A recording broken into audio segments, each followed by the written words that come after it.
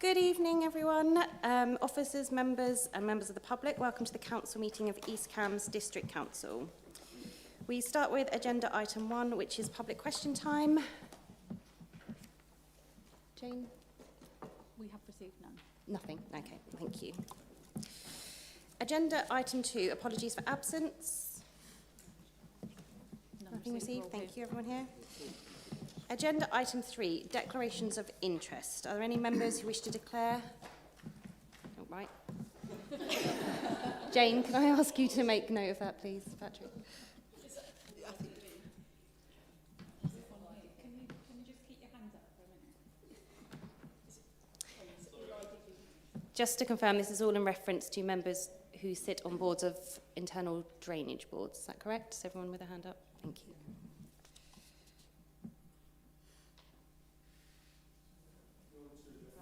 This side's enough, so you can put your hands down.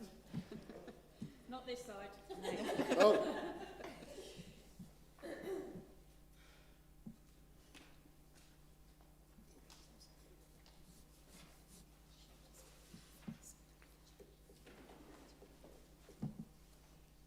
Okay, done. Thank you.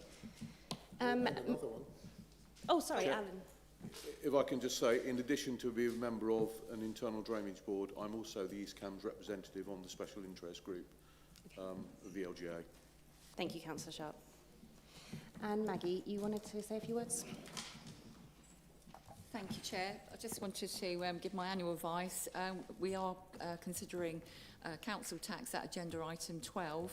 And as monitoring officer, just wanted to advise members that being a council taxpayer or being eligible for a discount under the council tax support scheme is a pecuniary interest, but not a disclosable pecuniary interest. Therefore, members do not need to seek a dispensation from me to participate in the discussion and to vote on that item. Thank you, Chair.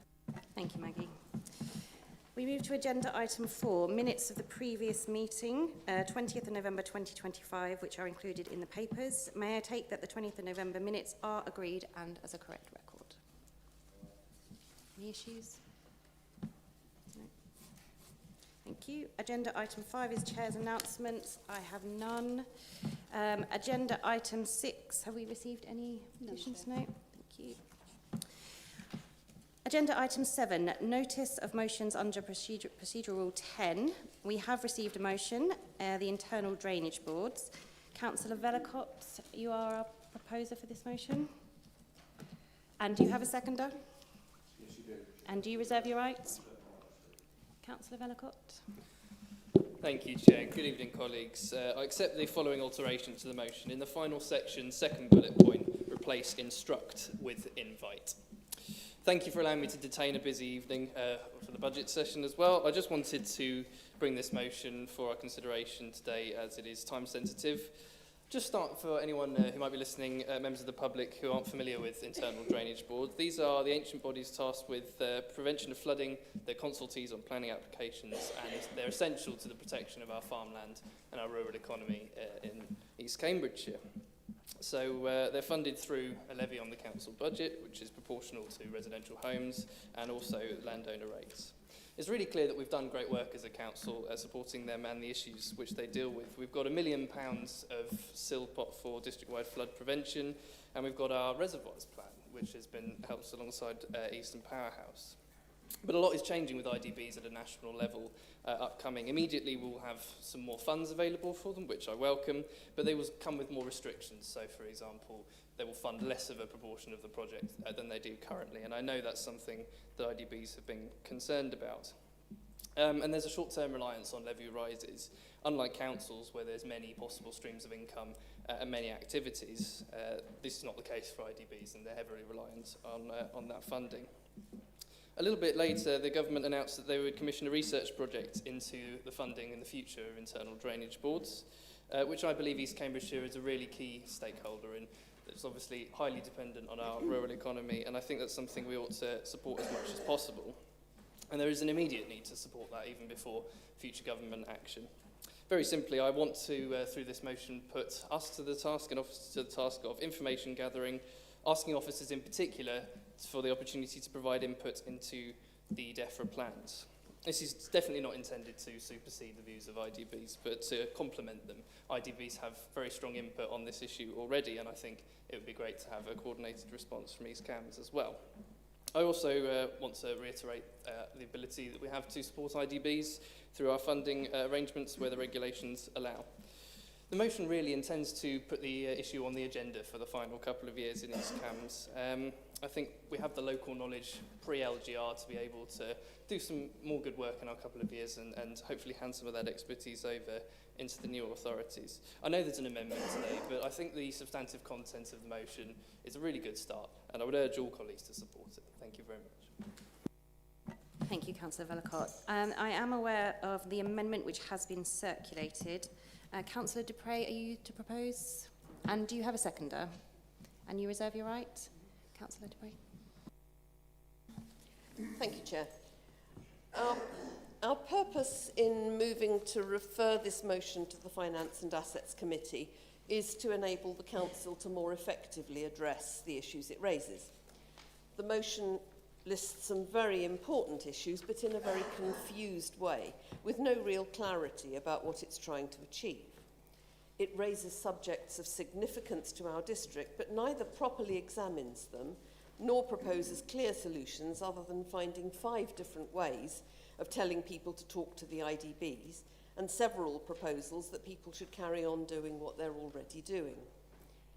What is the effect of taking account of the special levy increase, for example, in practical terms? Is it really the role of the IDBs to convey water to Cambridge, as the motion suggests, or indeed the role of the Council to convey the views of individual IDBs to the government? Why would anyone think that the Fens Reservoir project is about protecting the work of the IDBs, and from what? If the Council were to be successful in asking for input into the studies being undertaken for DEFRA, what would it say, and with what authority? How would individual councillors, acting as middlemen between their individual IDBs and Councillor Sharp, provide a coherent picture of local views? Why is there no mention of the Cambridgeshire and Peterborough Flood and Water Partnership, at whose table the Council has a member and an officer seat, or of the regular meetings of the chairs of the IDBs, where surely a much more comprehensive view of the challenges and opportunities for IDBs could be sought, or of the Regional Flood and Coastal Committee convened by the Environment Agency, or of the effect of the changing climate on the work of not just IDBs, but everyone in the water and land management sector as we face the combined challenges of sea level rise, more intense rainfall and more intense drought. To amend this motion to reflect these issues and more would have been impossible even in the time available and within the constraints of a full council meeting. However, by taking this offline for a few weeks, it could be possible to pull together across the 2 groups a proposal which could offer some more coherent ways forward for presentation to Finance and Assets for proper discussion. This could cover the water issues facing our area, the role of the IDBs and other bodies in addressing them, the future sustainability of IDBs and their work, the part to be played by the Council in addressing water management and flood defence, and the message that the Council can convey to government on local water issues with genuine engagement with the IDB sector collectively. In good faith, with some open conversations between now and Finance and Assets in late March, a much more considered proposal could be drawn up, which could address these important questions more cohesively.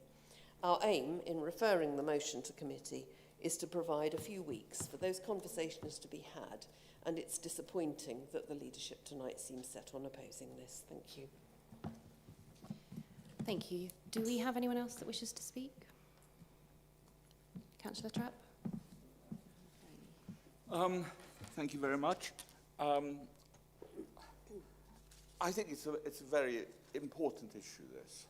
I think it's, but I think there's a confusion here between the reservoirs and the actual work of the IDBs. The IDBs are for drainage, for keeping our the fens drained, the land not full of water, and that's a very important issue. The reservoir thing is also incredibly important, very interesting. I've read the report, and I do find it, actually read another report of 98 pages, which goes into much better detail about what that was constructed by the Eastern Powerhouse. The Eastern Powerhouse one is wrong in several places. I think if you read the full report, the one that I think the Eastern Powerhouse one was based on, you'd find it very difficult. You'd find there's problems there that the Eastern Powerhouse one actually glosses over. It's not full. Really, one should be talking with the engineer at the IDBs, the chief engineer, Andrew Newton, who I think we'd much better have a talk with him. Actually, we want to invite him to the council to have a meeting with members here, because he's quite knowledgeable about these things.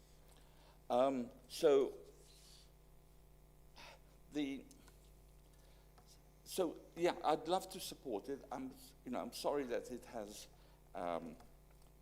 been a very short time. We should be able to discuss it, but I don't think I can actually support this actual motion itself. I'd love to support the idea of it, but not what is there at the moment. Thank you, Councillor Trapp. Councillor Bailey. Thank you. I honestly don't recognise the issue between mentioning reservoirs in the motion and, you know, what the motion is really intending to do. I meet regularly with Andrew Newton and the Ely group of IDBs on generally a quarterly basis. And actually I met Andrew Newton not all that long ago, a few months ago now, at the West Fen Reservoir, and discussed in detail with him the idea about having, we've got about 80 reservoirs already in East Cambridgeshire, and we have a system of getting them through the planning system quickly. And I discussed at Andrew Newton at length the idea of having an increased network of reservoirs. And I can assure Councillor Trapp that the Ely group of IDBs is all for it.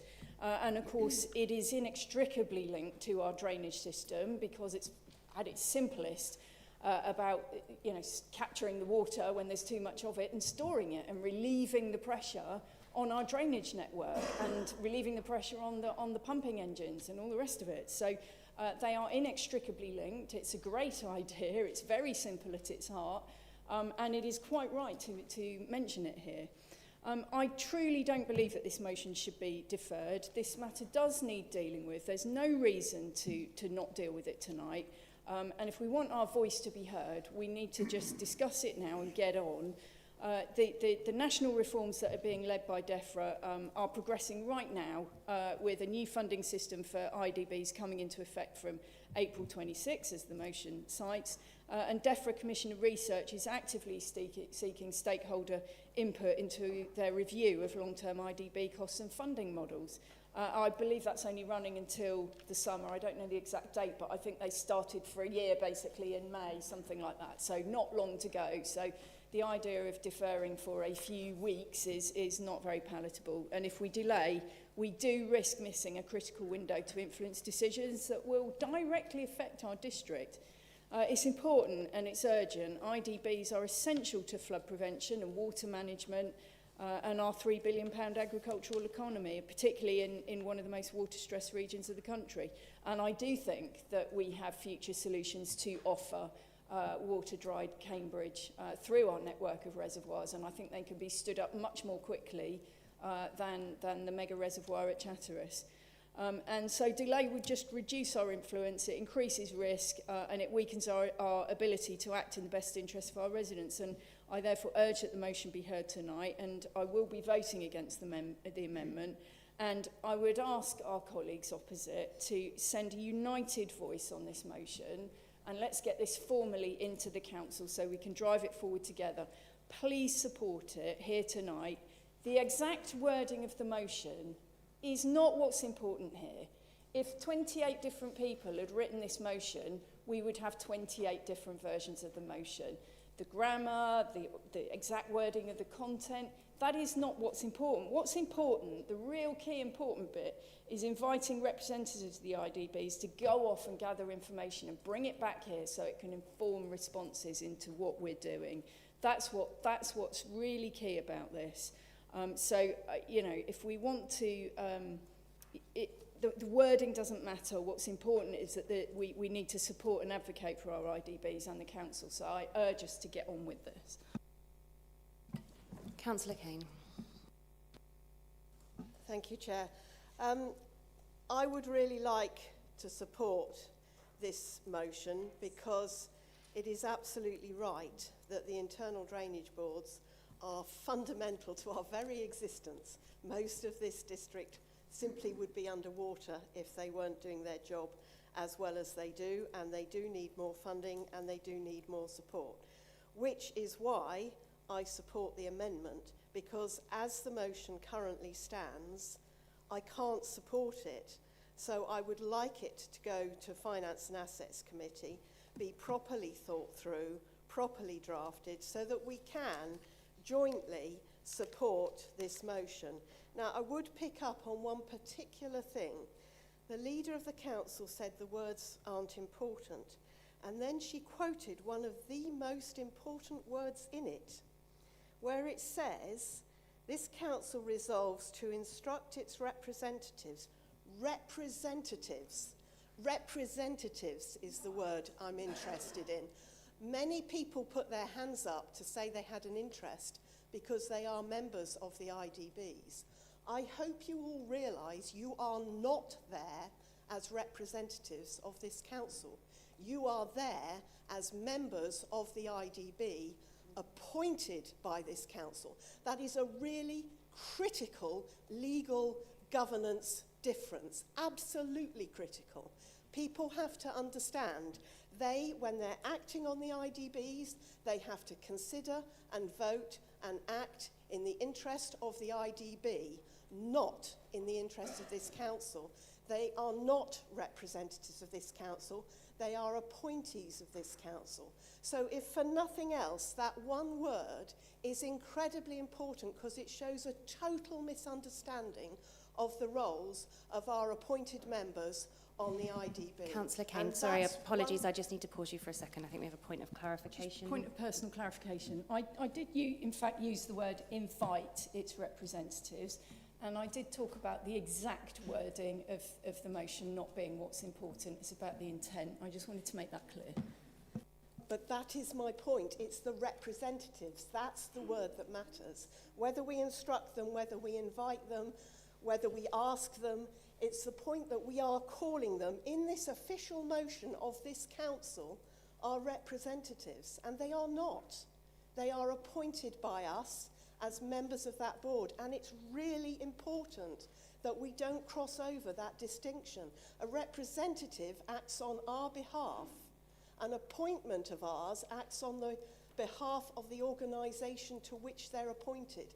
And it is critical, absolutely critical, that people understand that. So for this council to pass a motion that calls our appointed members of the IDBs representatives is really, really seriously wrong, because it is implying that we think those people should take instructions from us as a council, or requests from us as a council, or asks from us as a council.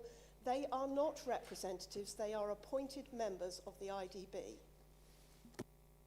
Thank you, Councillor Kane. Was there anyone else that wishes to speak? Councillor Ambrose Smith. Thank you. Just briefly, I've been a member of the Little Porton Downham Internal Drainage Board as a member for many, many years, and I've always been quite clear that I am not representing the council, that I'm a member of that board. Thank you. Were there any other members that wished to speak? Councillor Whelan, did you want to sum up? Oh, to add a point? Just to say that we are appointees and we are not representatives of the council, and as an IDB member I personally go with what the the financial things are and what is the best for the people there. So I fully support the amendment to push this forward to F&A to be considered more thoroughly. Thank you, Councillor Whelan. Councillor Vellacott. Do officers want to make any comment on the suggestions that have been made, or shall I proceed? You can proceed. Thank you, and I thank Councillor Dupre for advance sight of her speech as well. It was very helpful, and she will therefore recognise the statement I'm about to make as well. So I do appreciate that we've had limited time here, but the fact is the time is not sufficiently limited that the Liberal Democrat and Independent group could not have approached me in good time and said if there were things that could have been different or perhaps a process that you would like changed, it should have come much earlier than the day of full council after my asking to extract the information from the Liberal Democrat and Independent group. So I'm quite unhappy with that. I think to Councillor Kane's point, we all recognise the legal jurisdiction of the members that we send to IDBs, and this motion is not consequential in that respect, and I think she knows that. So I took this motion to the Director of Community and Officers, and we were happy with the content as well, so I'm perfectly contented to proceed with it there. So the motion, as many motions from both sides do, seeks to highlight an issue, comment on things that we've done perhaps informally, and get them to the council, and then take the first step towards some action, namely the DEFRA review. I'll try to briefly summarise some of the thoughts on Councillor Dupre's point. Take account of means exactly what it says. It means monitor, account for in the budget. We're talking about a funding review, and it's therefore important to take account of where the special levy is at. Sorry, Councillor Vellacott.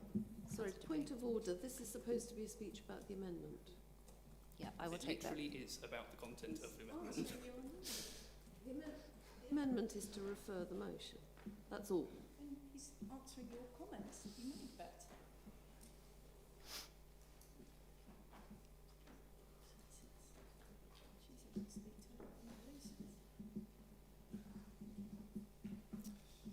May I ask you to make the point of the amendment, please? Carry on with your point. I am referencing why I believe that this motion should not be deferred, which is the subject of the amendment, and I thank you for that.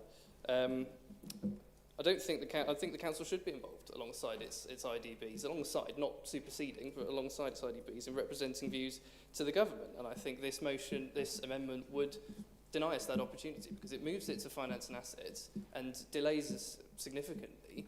And by the time of the next finance and assets meeting, the government haven't set a specific date for the deadline for this. So we need to be considering that. The Fens Reservoir point could have been clarified, as you suggested. Again, as Councillor Bailey said, it doesn't make a material difference to the motion. So I think it's very, disingenuous of Councillor Dupre not to have approached me earlier. I think we could have seriously worked together on this. It's absolutely not right to answer the question on what the council would say in the DEFRA review, and obviously a delay won't help as the time will be very tight by then. And why wouldn't councillor representatives sharing views with our rep on the special interest group be a good thing? I think these are all reasons that Councillor Dupre has given for deferring, and I don't accept them, I'm afraid. Whilst I understand their view, referring to F&A is not expedient. We are time limited on the DEFRA review. From the top of my head, I believe it was about June to June.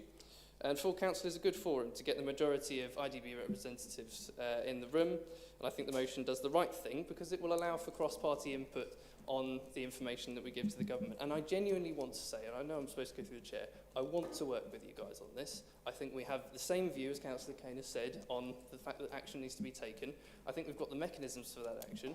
You may have drafted the motion slightly differently if you had brought it, but the fact is I have brought it, and it's how I have drafted it. And if you agree with the principle, I really think once we have dealt with the amendment, and if we move back to the substantive motion, that we should support it together.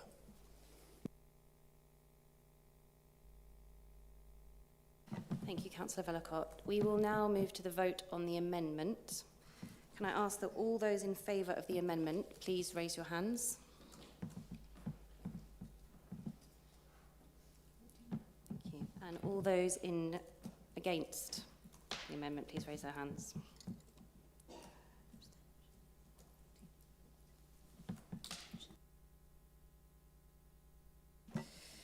Members, the result of the vote is tied, and with an equal number of votes for and against, as Chair, I will exercise my casting vote, and I therefore vote against the amendment. We now move back to the original motion. Are there anyone else that wishes to speak? Was it Councillor Colbert? Sorry. Yeah, thank you very much, Chair. Well, I just wanted to make the point that it is a complicated issue. We're all aware that it's a complicated issue. Councillor Vellacott seems to think that this side of the chamber is being awkward in asking for it to be left to F&A so that it can be more fully discussed. I was just going to make the point that Councillor Vellacott could have advised us a few weeks ago when he first started presumably thinking about this motion. You know, hey guys, we're all on these internal drainage boards. Perhaps this is something we should all think about, and perhaps we can work on putting a motion to the council together. That's all. Thank you. Thank you. Was there any other speakers? This is to do with his motion. The motion, yes. Councillor Vaughan. Thank you, Chair. I think that's an excellent idea, if I might add.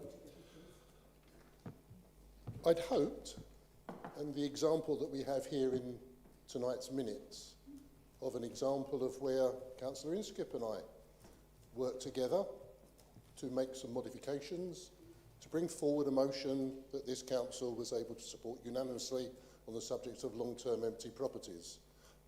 Similarly, that appeared when the papers were published, but we worked very hard, intensely one might say, over a very short period of time to come up with a form of words which everybody was able to vote for and unanimously support. It's not the first time that's happened. There's been others where I believe Councillor Goldsack and again Councillor Inskip, you seem to have a bit of a trend going here, Mark, if I might say, work together for the benefit of the community, the people outside of this room. And I think we've all been in agreement that this, in principle, is an important matter, a good idea, and whereas you may agree or disagree that the nature of the wording, which may not be perfect, we've already heard Councillor Trapp talking about the Eastern Power Board, or Powerhouse, which was good, but it wasn't perfect.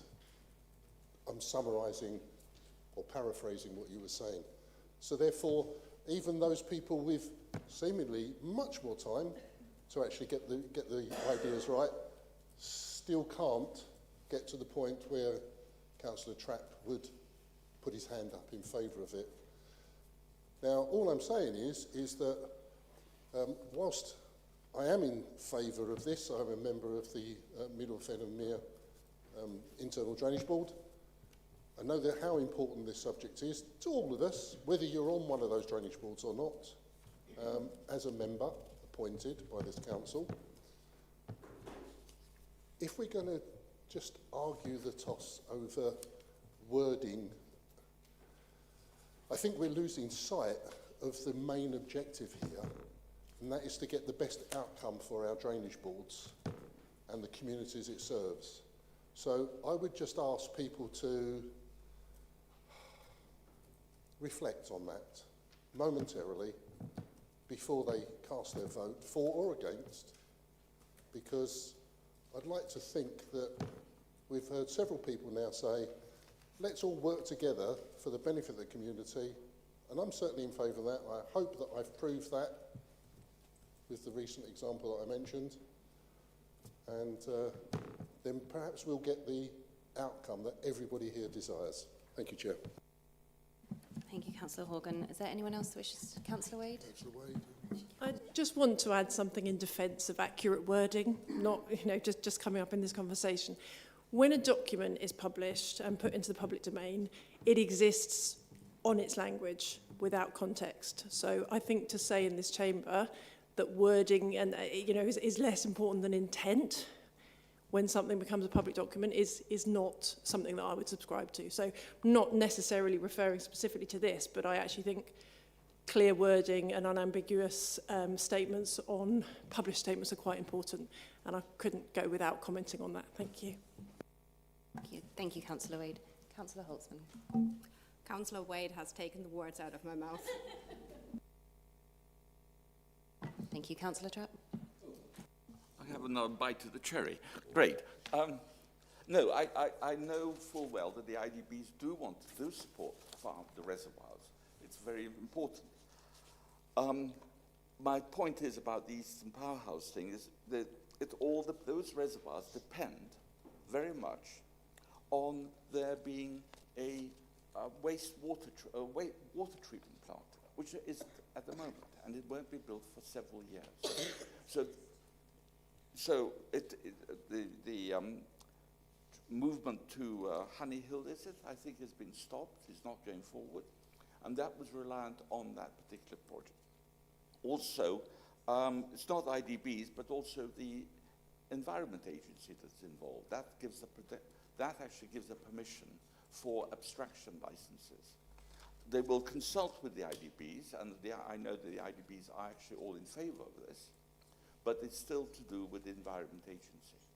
So I would have loved to have been involved in the discussions for this, but actually I was in Portugal till yesterday morning, and I've actually read both papers, the long one and the short one. And I think it's a pity that we haven't been consulted beforehand. And the paper that was commissioned by Eastern Power, two Eastern Powers, actually came out about a year ago. About half a year. I can't remember now. It was all September, October, something like that. We could have had a discussion about this long before then, and I'm sorry that we have not had that discussion. I'd love to work together. But there's actually, as other people have said, the wording is important as well. Thank you, Councillor Trapp. Is there anyone else that wishes to speak before we move to the seconder? Councillor Sharp.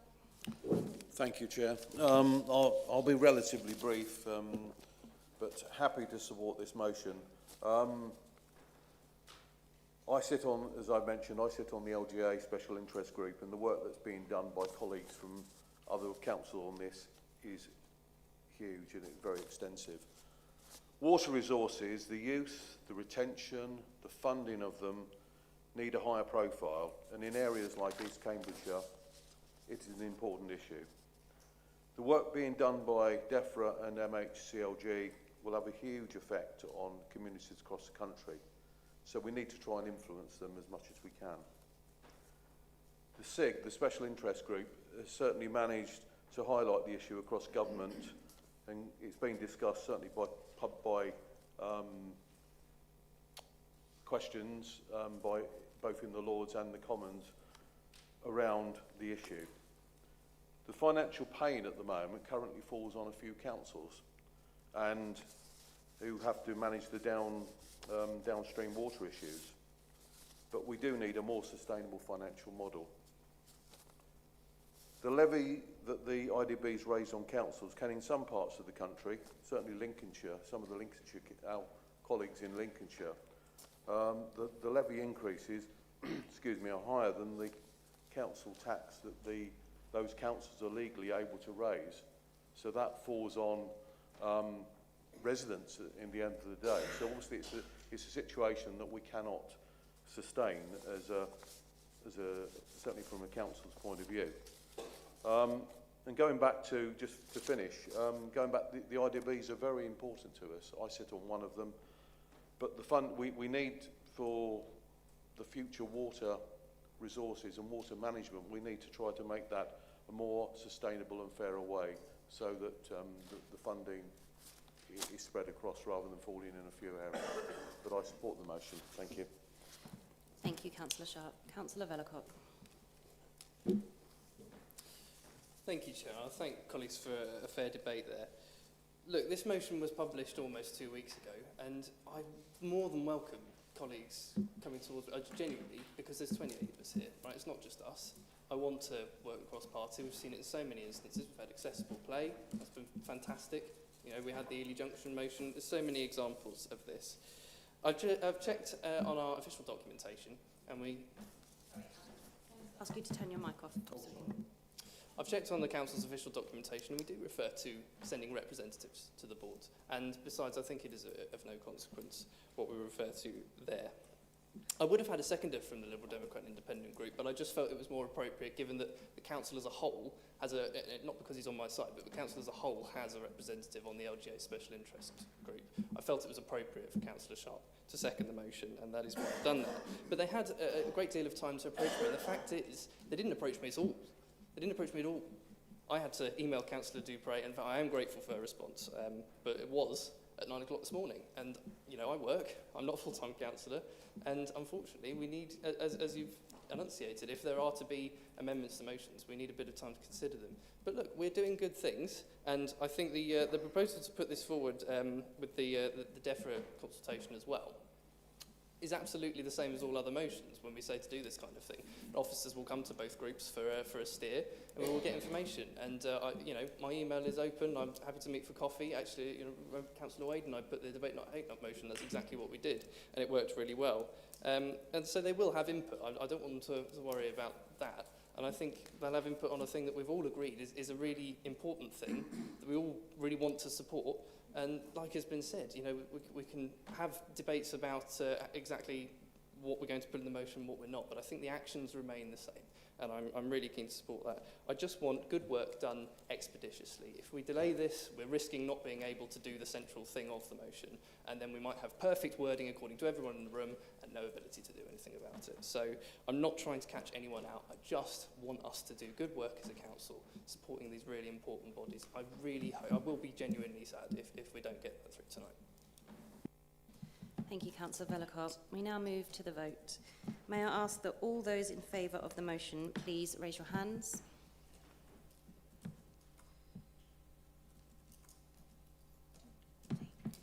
And all those against?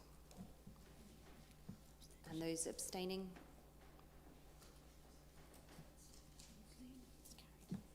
The motion is carried.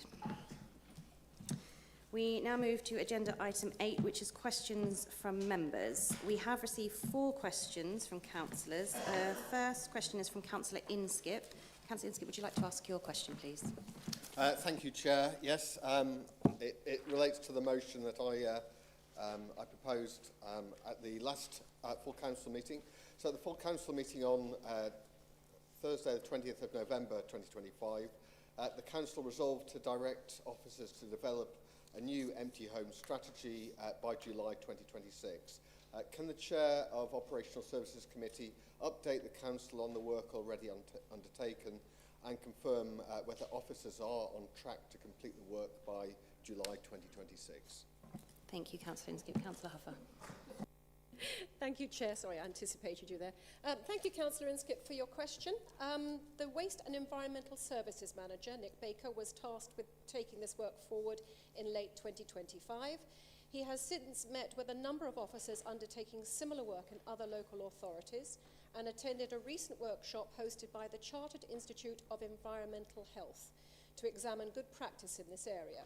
Work has been undertaken with the policy lead at the Empty Homes Network in bringing together a paper which outlines various options open to the Council for initial discussion with senior officers in March. It's anticipated this would allow recommendations to be considered by members before a final empty home strategy is produced, and the work remains on track to be completed by July 2026. Thank you.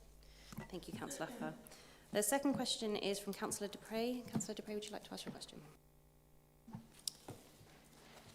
Question to the Chair of Operational Services Committee. Many residents in new developments in East Cambridgeshire will be interested in the government consultation currently underway on reducing the prevalence of private estate management arrangements. I'll spare you reading the URL. The consultation focuses on tackling the growing issue of unadopted amenities on privately managed housing estates in England, where roads, drainage systems, green spaces and other communal infrastructure is maintained by private estate management companies rather than public authorities. This trend has led to unfair charges, poor transparency and limited homeowner rights, creating significant consumer detriment. As the local planning authority responsible for negotiating management arrangements on new developments in East Cambridgeshire, what response is the Council making to this consultation? Thank you, Councillor Dupre. Councillor Huffer. Thank you, Chair. Thank you, Councillor Dupre, for your question. The Council recognises the issues that can occur when amenities on housing estates are maintained by private estate management companies rather than adopted by local public authorities, and supports the aim to address this. The Council supports the proposal that more of these amenities be adopted by public authorities, and the suggestion of the introduction of common standards for an adoptable infrastructure to make it easier for this infrastructure to be adopted. The Council also supports the proposal for resident-controlled management, and through our trading company has set up a residents management company at Eden Square in Ely, so that the residents are fully in control of how the open space and shared areas are maintained, what service charge is payable, and how this is spent. Officers will draft a response to the consultation, which will be circulated to all members for comments before it is submitted. Thank you, Chair. Thank you. The third question we have is from Councillor Akinwale. Councillor Akinwale, would you like to ask your question? Thank you, Chair.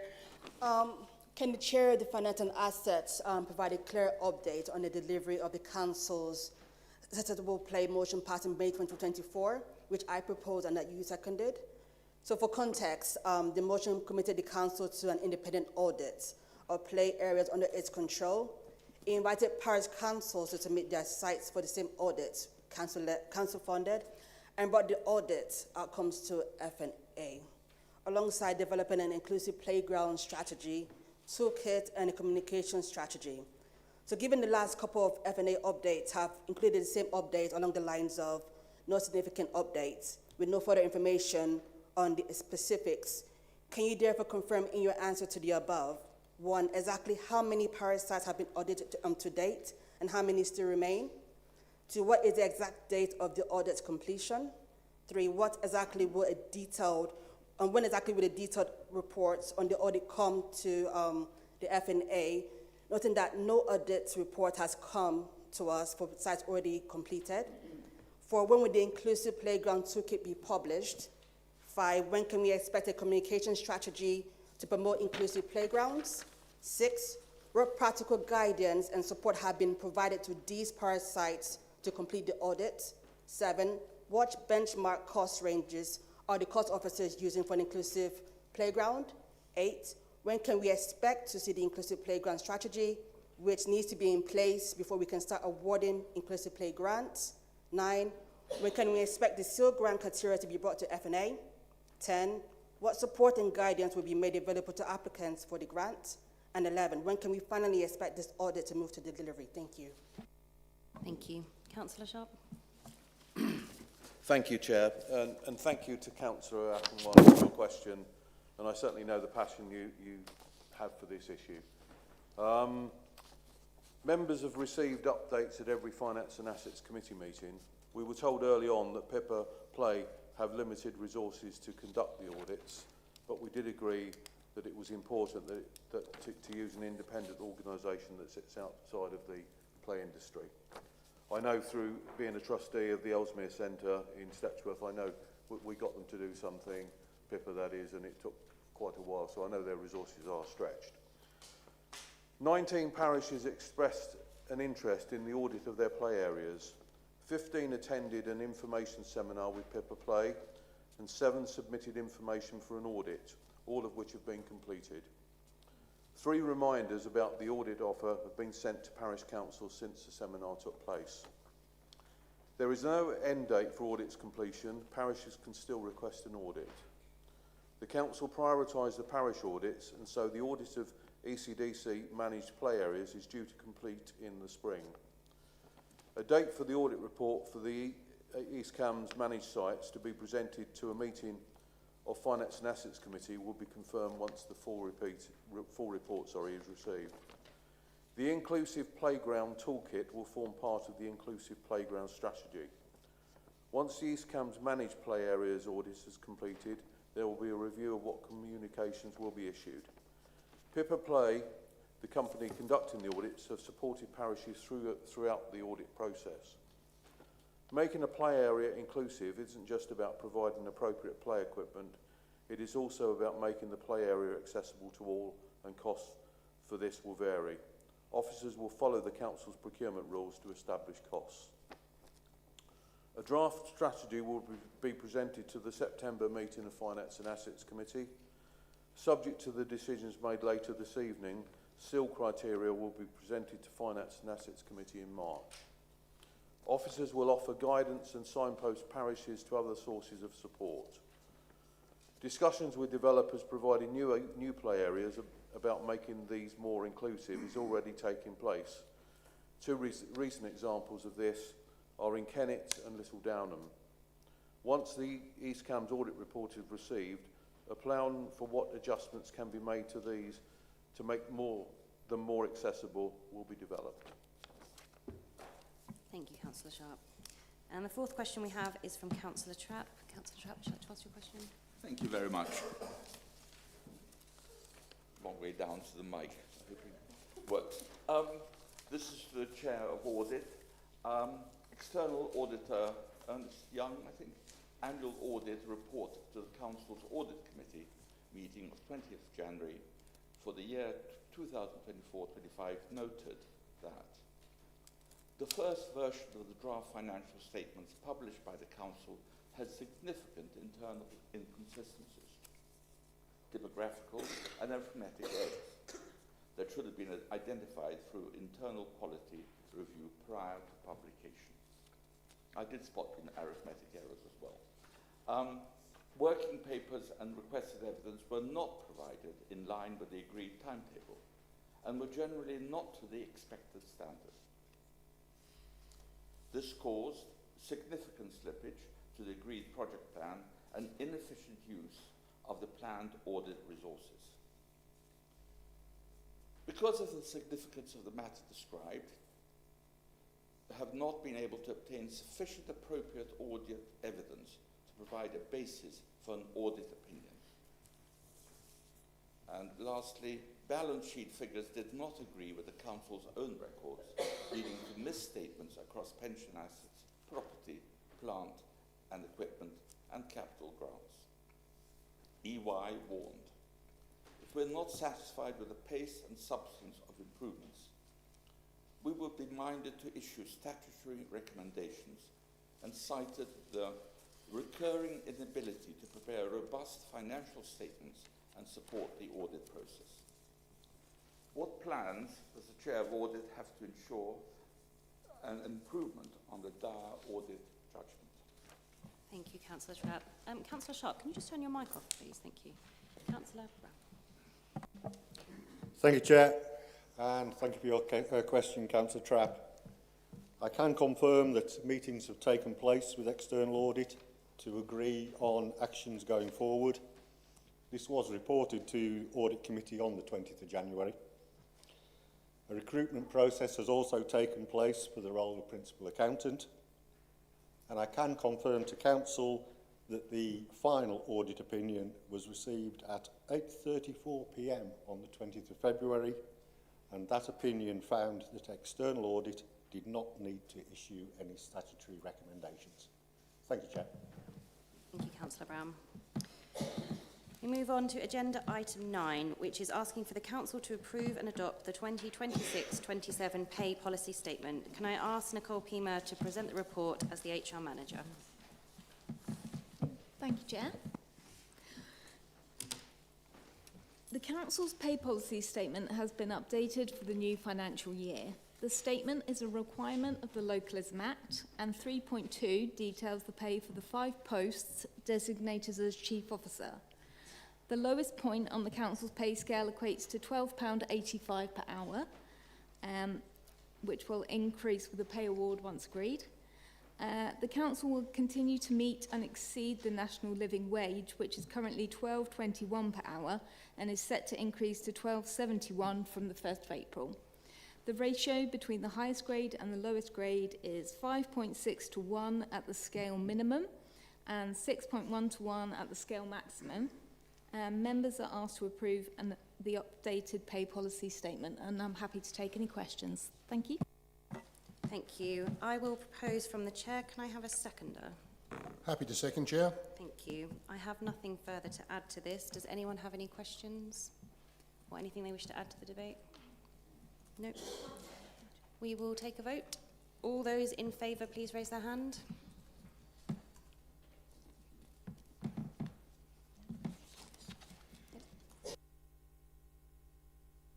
sorry, turn my microphone off. That is unanimous. Agenda item 10. This is 10.1a, which is asking for the Council to approve the Council's Statement of Licensing Policy from the Licensing Committee on the 10th of September 2025 as set out in the agenda. Can I have a proposer? And do you have a seconder? And do you reserve your right? Councillor Huffer? I have nothing much to comment on this, Chair. It was unanimously approved at the Licensing Committee, so I have nothing further to add. Does anyone have any comments? No. Councillor Goodall? No. We move to the vote. May I ask all those in favour please raise their hands? That is unanimous, thank you. Item 10.2a is asking for the Council to note the mid-year review of the Council's Treasury Management Strategy for 25-26 from the Finance and Assets Committee on the 27th of November 2025 as set out in the agenda. Can I have a proposer? Yes, Chairman, happy to propose. Councillor Sharp, and a seconder? Happy to second, Chair, and reserve my right. Thank you. Councillor Sharp? Thank you, Chair. This item came before, as you say, Finance and Assets Committee on the 27th of November 25 and was unanimously adopted. I'd like to give my thanks to Jude as the Section 151 officer, and great to see him back, and also give thanks because on that report some of the work was also done by the previous Section 151 officer, Ian Smith, so hopefully he's enjoying his retirement. But I'd like to, happy to propose this motion. Does anyone else wish to speak? Councillor Bovingdon, do you wish to say anything else? No. In that case, we move to the vote. All those in favour, please raise their hands. That is once again unanimous. Item 10.3a is asking for the Council to approve the 26-27 Treasury Management Strategy, the Annual Investment Strategy and the Minimum Revenue Provision Policy Statement from the Finance and Assets Committee on the 20th of January 26 as set out in the agenda. May I have a proposer? Yes, happy to propose, Chair. Thank you, Councillor Sharp. And a seconder? Happy to second again, Chair. Do you reserve your right? I do. Councillor Sharp again? Nothing really to add to what I said just now, but thank you. Happy to propose. Does anyone else wish to speak? Councillor Bovingdon? No. We move to the vote. All those in favour? That is unanimous, thank you. Item 10.3b is asking for the Council to note the progress towards the completion of the Bereavement Centre and approval of SIL funding towards the Project for Risk Contingency from the Finance and Assets Committee on the 29th of January 26 as set out in the agenda. May I have a proposer? Thank you, Councillor Bailey. And do you have a seconder? Yes, happy to second, Chair, and reserve my right. Thank you. Councillor Bailey? Yes, thank you. Just a few words. This did get a good airing at Finance and Assets Committee, but I just want to thank Isabel for her comprehensive note following the Finance and Assets Committee, all about the ground surveys, which were the subject of much discussion. Prior to construction, a range of standard industry surveys were undertaken and provided to the contractor, which was part of the tender process. That is absolutely normal, and they were the appropriate surveys for a project of this type, and obviously they're designed to inform design and pricing assumptions. The contractor priced the works based on the information that was available at the time, alongside a provisional allowance for known and anticipated obstructions, and that again is standard practice. The contract includes clear provisions regarding unforeseen ground conditions, and an independent cost consultant is currently reviewing the contractor's cost claims in line with the contract conditions. So that's work that is currently ongoing. Obviously, Finance and Assets Committee heard that the original contingency has been allocated because of some other issues, but mainly because of these unknown about ground structures underground. Honestly, the Council cannot responsibly continue without a new contingency fund being available. To do so would, in the event of contingency being needed, just simply delay the project while we came back to full council to ask for more money. It would cause contractual issues, it would cause reputational damage, a delay to the opening date, a loss of income, a budget gap in the council's finances. And I have to say, it would also cost very significantly more than the £300,000 that's being sought tonight. And even if we needed to use the whole £300,000, which I sincerely hope we won't, and the project team is working very hard to make sure that's not the eventuality, but even if we did, it would still only amount to a 4.7 contingency in total. Most projects of this nature would sit at somewhere between 10 and 15%. So I do urge all members to keep this request in perspective. The new contingency can be funded in full, so no borrowing is required. There's no impact, therefore, on future revenue income, as long as the project, of course, is allowed to get on and continue. Every day that construction continues, the risk of having to use the contingency fund reduces because, you know, mainly it is ground risk. Other things are more known. And having the low contingency, I think, was a good thing because it did instill budgetary discipline. You know, it meant that we were ramming down the budget all the time. And I'm hugely grateful to the whole project team and the contractor for their management and mitigation of risks throughout the project, which continues every single day. And I do wholeheartedly believe that the council is receiving good value for money with the framework contract that we chose and went through and the work that has gone on ever since then.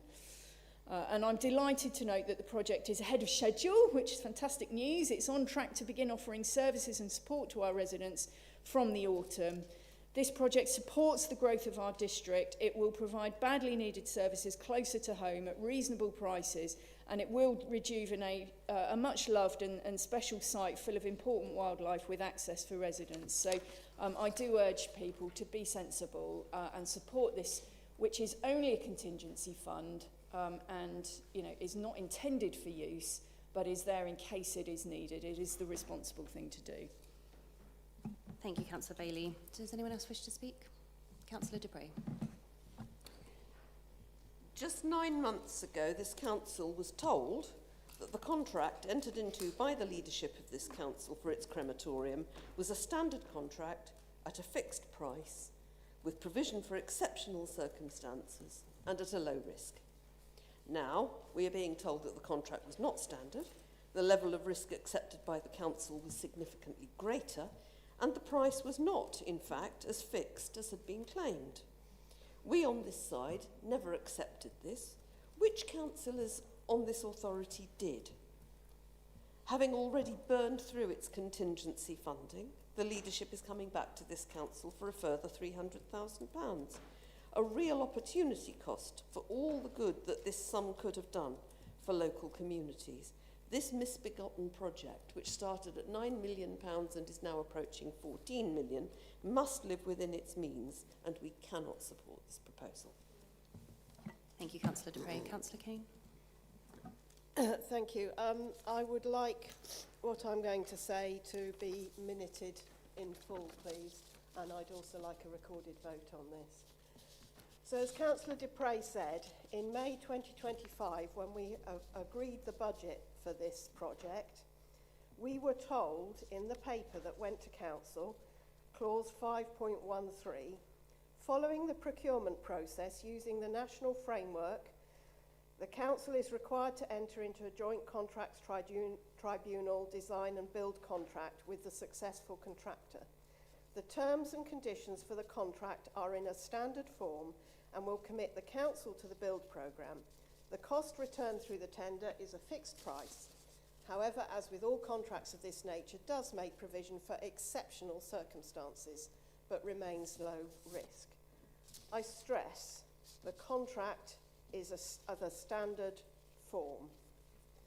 And then we were told in a feedback to the Finance and Assets Committee, under the standard and nationally recognised joint contract, the risk of existing site conditions generally rests with the contractor. But we agreed amendments which meant that the District Council took on a share of those risks. That was not what we were told when we approved the budget, and other things keep changing, and I am not convinced that we as members are being given full information. As Councillor Dupre says, the costs of this project have ballooned, and now we're being asked to set aside another 300,000, From money, by the way, as we will see later on in the agenda, we don't yet have all that money, and we're being asked to set that aside for this project. I cannot support it. I don't think it's responsible to support it until we properly understand what is going on with the contracts, the terms of the contract, and what we as councillors are being asked to approve. Thank you, Councillor Kane. Councillor Goodall. Thank you, Chair. I'd like to point out, I've been on many construction sites as a Royal Engineer when I was in the Army, and I've not been on any project that's gone directly to budget. There's always a contingency plan, and there's always a contingency budget. This contingency plan or budget of £300,000 is exactly what it says. It may not be used, but it's there so that we do not delay the project if anything does occur that's not culpable to Kier, the construction company, i.e. they haven't broken something and need replacing. But when they do the survey and they find something that wasn't on any plans anywhere, then something has to be done to clear that up promptly and clearly, and so that we use the contingency money that we had then, and we ask that we have some more contingency money, and if it is not used in full or part, it will then go back into the SIL fund and be used for everyone. I must urge you to vote for this because the project is ongoing now and there's no stopping it. Thank you. Thank you, Councillor Goodall. Is there anyone else that wishes to speak before we move to Councillor Vellacott? Just briefly, Chair, the assertion that this represents the project failing is not correct. We did agree a risk contingency, as Councillor Bailey said. We did also acknowledge that it was low, and their position seems to be that stopping now and refusing this saves the money, which of course it doesn't. It's half built, and it would waste millions and millions of pounds of residents' money. So they're making a bit of a straw man about the question asked there. It's not should we give up, it's how should we proceed. The other thing is, if you look at agenda item 14, our SIL receipts are up in the other pot from what was projected. And as we heard in the introduction, this risk contingency it can be completed and allocated in full. And we are looking later in the agenda at changing around those items so we actually have more facilities in SIL to spend on community projects. This has never been the opportunity cost they've made it out to be. We have always had the money to fill this in full, and it is many, many years too late now to start making other suggestions. We still haven't heard a single one of them. Thank you, Councillor Vellacott. Councillor Hunt. Hello. Thank you, Chair. I've been listening to the protestations from across the other side of the chamber, and it seems to me that particularly two members, but quite a few of them seem to be saying that they have a priority in life, and that's the welfare of the residents of East Cambs.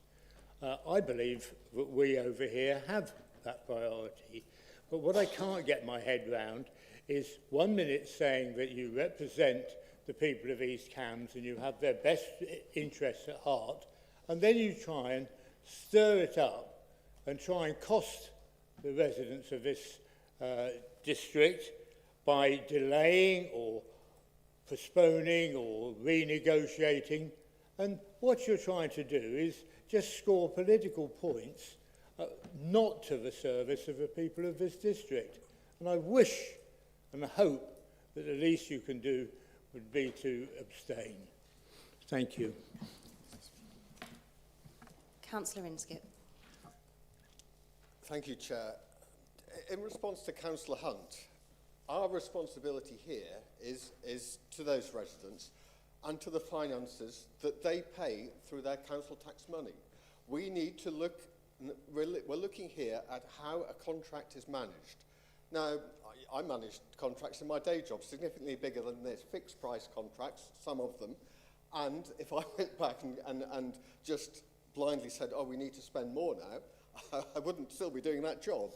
That's not how you manage a fixed price contract. We were told this was a low risk fixed price contract, so that should mean that we wouldn't need to take more residents' money, SIL money that could be there for facilities for residents, and just to throw it at the developers. We need to manage the developer in the way that we were told it was, a fixed price contract that is low risk And if it's low risk, that's why the contingency was relatively small. If we're saying it should be bigger, and that seemed to be Councillor Bailey's comments earlier, it clearly wasn't low risk. It seems to be that both the things that we were told when this was originally brought to us last May, that it was fixed price and it was low risk, no longer stand.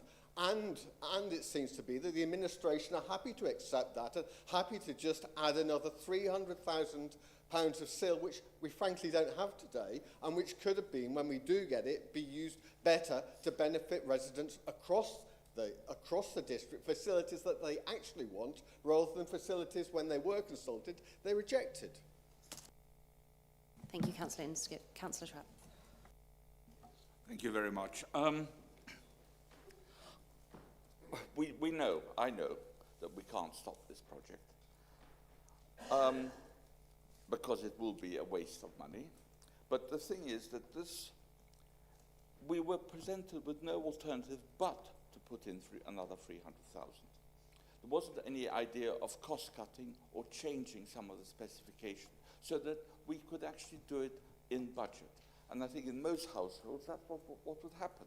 You may not be able to, I may not be able to afford a very expensive carpet, so I'll go for something that's cheaper. And that something that we were not presented with. And I'm sorry that that has happened, that we've just been told this is the only option, bang. Thank you, Councillor Trapp. Is there anyone else that wishes to speak before we move to the seconder? Councillor Sharp. Thank you, Chair. I'll be brief. This item was, as was said, discussed at Finance and Assets. And certainly I thought Isabel did a great presentation in terms of how we were looking at this 300,000 for contingency. There was a thorough debate. And none of this has been committed, the 300,000 at this stage. However, certainly within building contracts, there are provisional sums, and as I understand it, within this contract, there were provisional sums.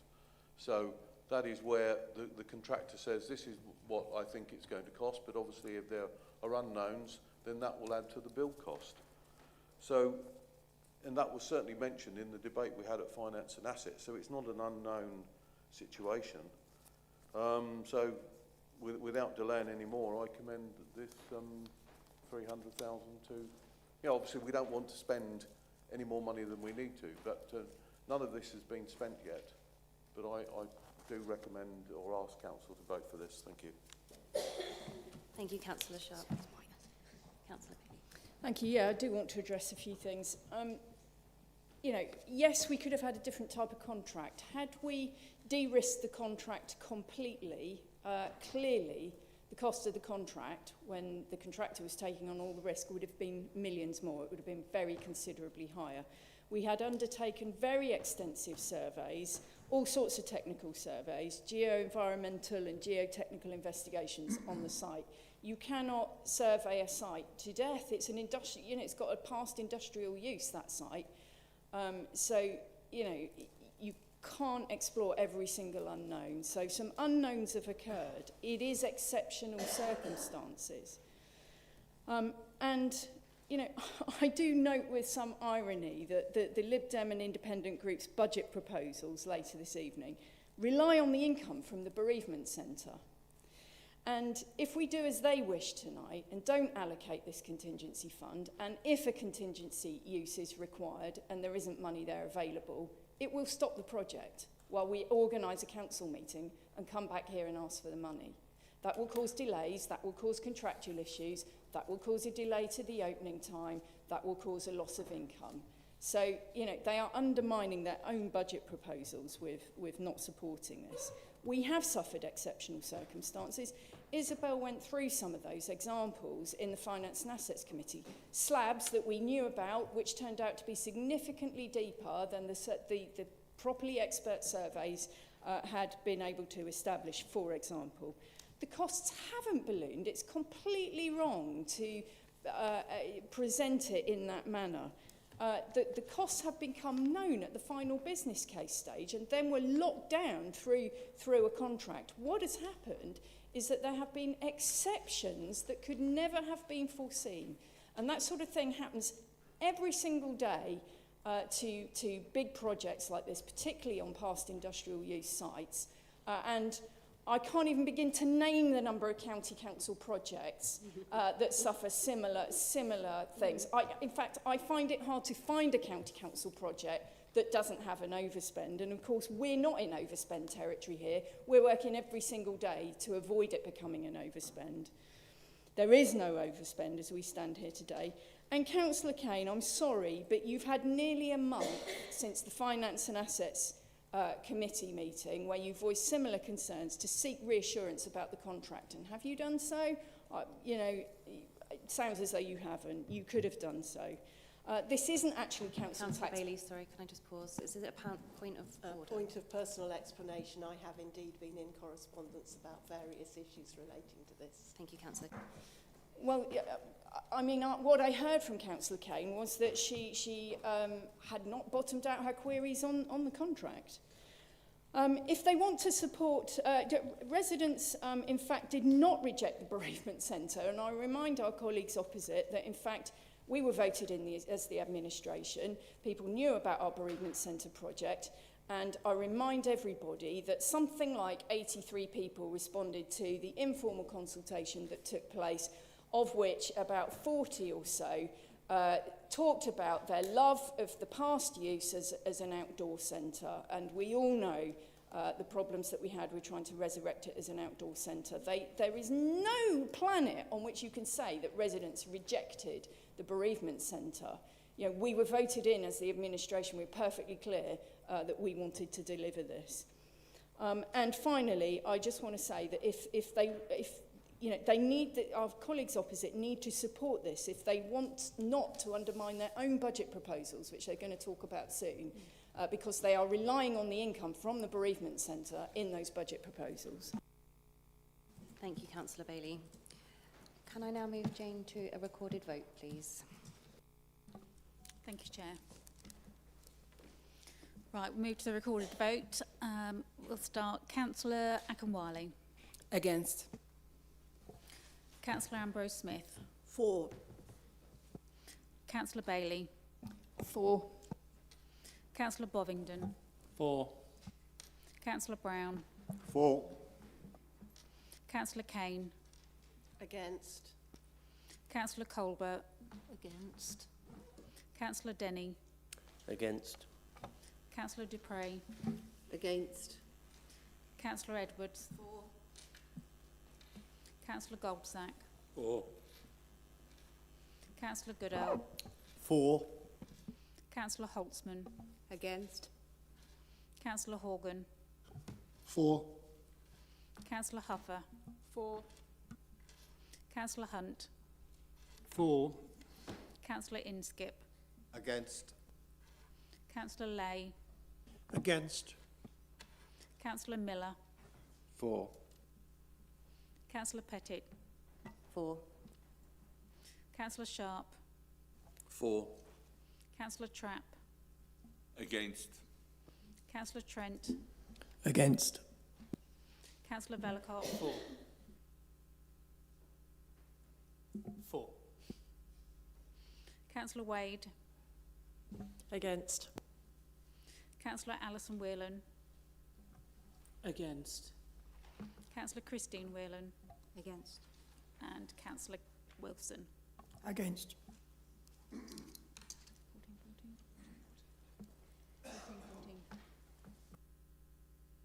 Members, the result of the vote is tied. I will now use my casting vote for. The motion is carried.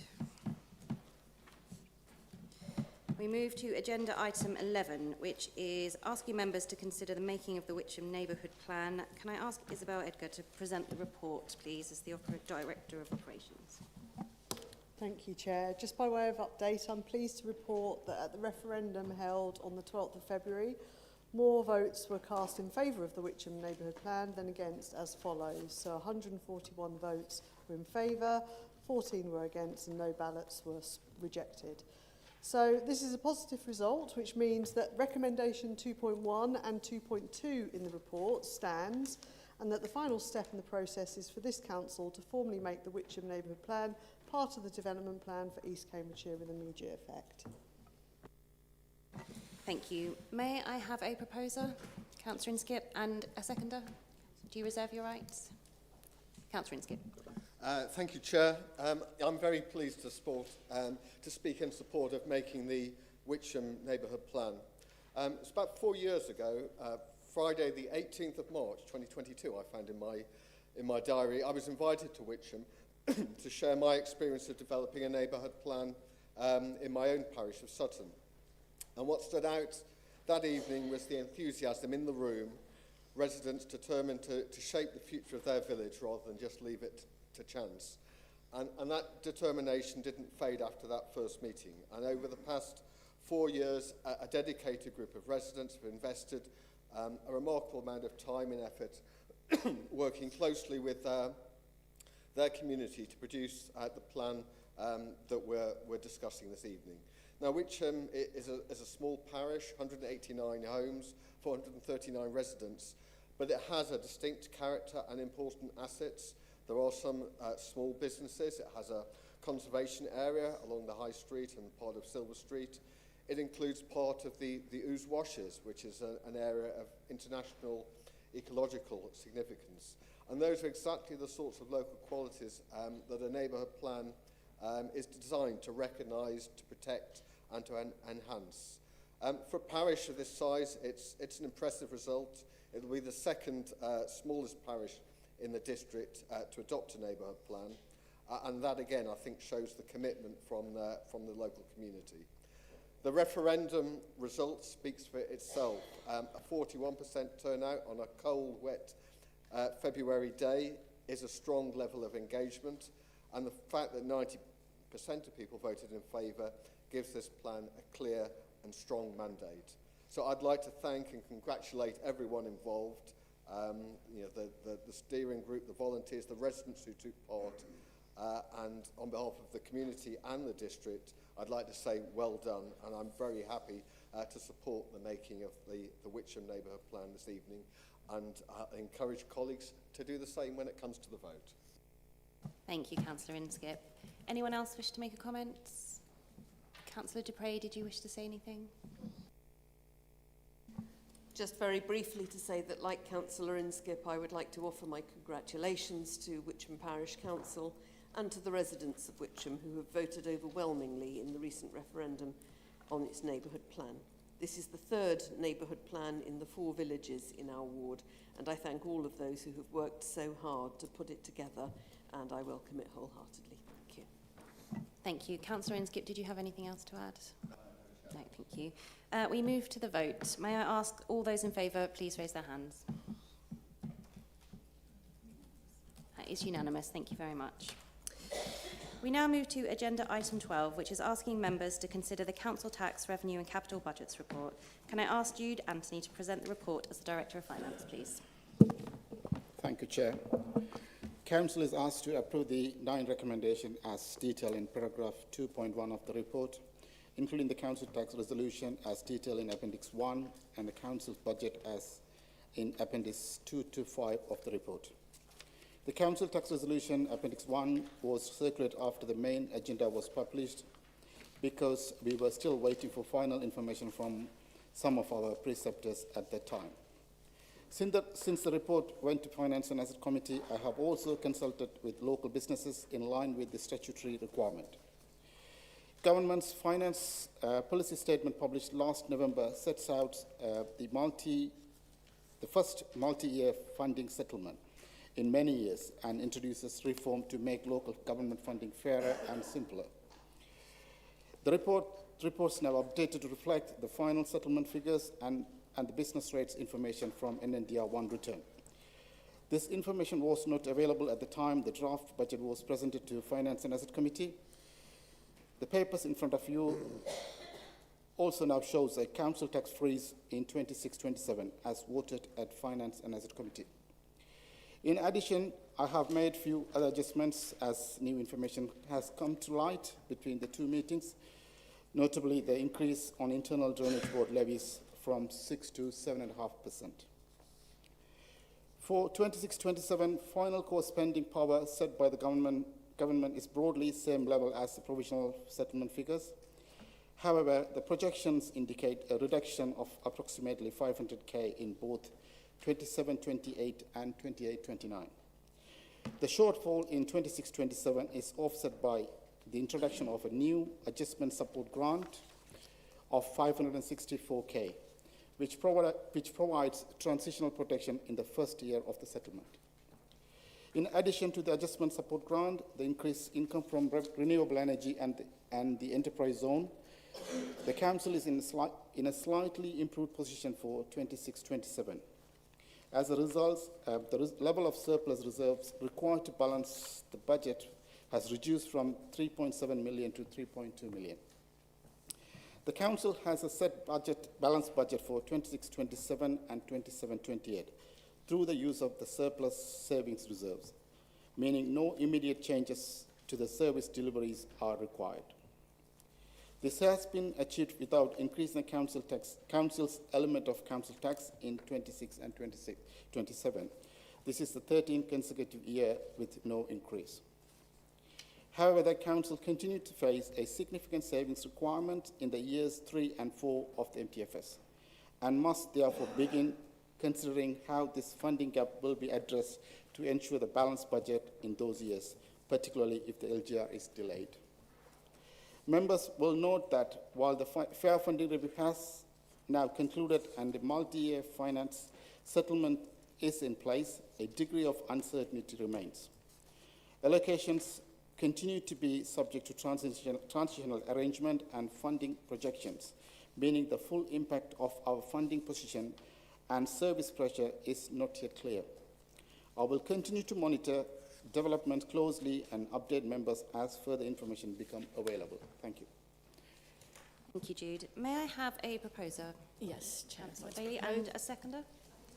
Do you reserve your right? I reserve my right. I know that we have an amendment, but if we invite Councillor Bailey first. Thank you, and thank you very much to Jude. For 13 years now, this council has made a conscious choice to manage its finances so well that we don't need to ask residents for more. We save in year, 2 years in advance, so we don't have to tax more the following year. Other councils spend first, charge later, and we do the exact opposite. It stood us in good stead. And this budget continues that approach. It's deliberate, it's disciplined, and it's fair. And I'm really proud that we're the only district, county or unitary authority in the country not to have put up council tax in 13 years. And this is at a time when many other local authorities, including those in our county, are increasing their council tax by the maximum amount possible. We have a balanced budget for the next 2 years. We've got unearmarked reserves at 10%. We're not looking for cuts or efficiency targets. Those have not been built in. The staff establishment is budgeted in full. We're retaining free parking in our towns and city centre car parks, and we're freezing the fees in the commuter car parks. We're retaining the free garden waste service. Some 70% of councils now charge for garden waste. And of course, our waste service funding includes now, coming in June, separate weekly food waste collection, additional green and blue bins at no extra charge, and the rollout of black wheelie bins for residual waste, and a very comprehensive new waste service that I hope will help us to increase our recycling rate and get us even higher. We do well on the national stage. I think we're top in the county, but we are very high in the national results of recycling. Our residents are astonishingly good at recycling, so we thank them. We've heard that we've got an increase to our internal drainage boards for their important work, 7.5%. And of course, we've got financing in there for East Cambs Trading Company for an opportunity to build new homes with Haddenham Community Land Trust, and to finish the 27 new homes at Arbour Square in Ely, of course, all of which are being delivered as affordable homes. And all this despite the government's so-called fair funding review, which is anything but, as far as I'm concerned. And in fact, we are one of the worst affected councils in the country because we did the terribly bad thing of delivering what the government wanted, which was business growth. And so what have they done? They've taken away all that income from the business growth from us and given it to councils who are underperforming and irresponsible with their budgets. And in fact, following the review, the government-funded spending power in the most urban councils is now 41% more per head than in the most rural councils for 2026-27. So those most urban councils are getting 41% more per head of population than the most rural councils. That is an astonishing difference that I think is absolutely unprecedented. So despite all of that the government has thrown at us, we still have an amazing budget to be proud of, and I am really proud to propose the budget. And I thank our senior officer team for doing what they do every single day. And of course to every single member of staff at this organisation, because it is only through their hard work every day and the culture that they have, which is about saving money in year, they all support this effort, and it's why we're able to stand here today and propose this budget. Thank you, Councillor Bailey. We move to the amendment. Do we have a proposer? Councillor Dupre and a seconder. Councillor Whelan. Do you reserve your rights? Thank you. Councillor Dupre.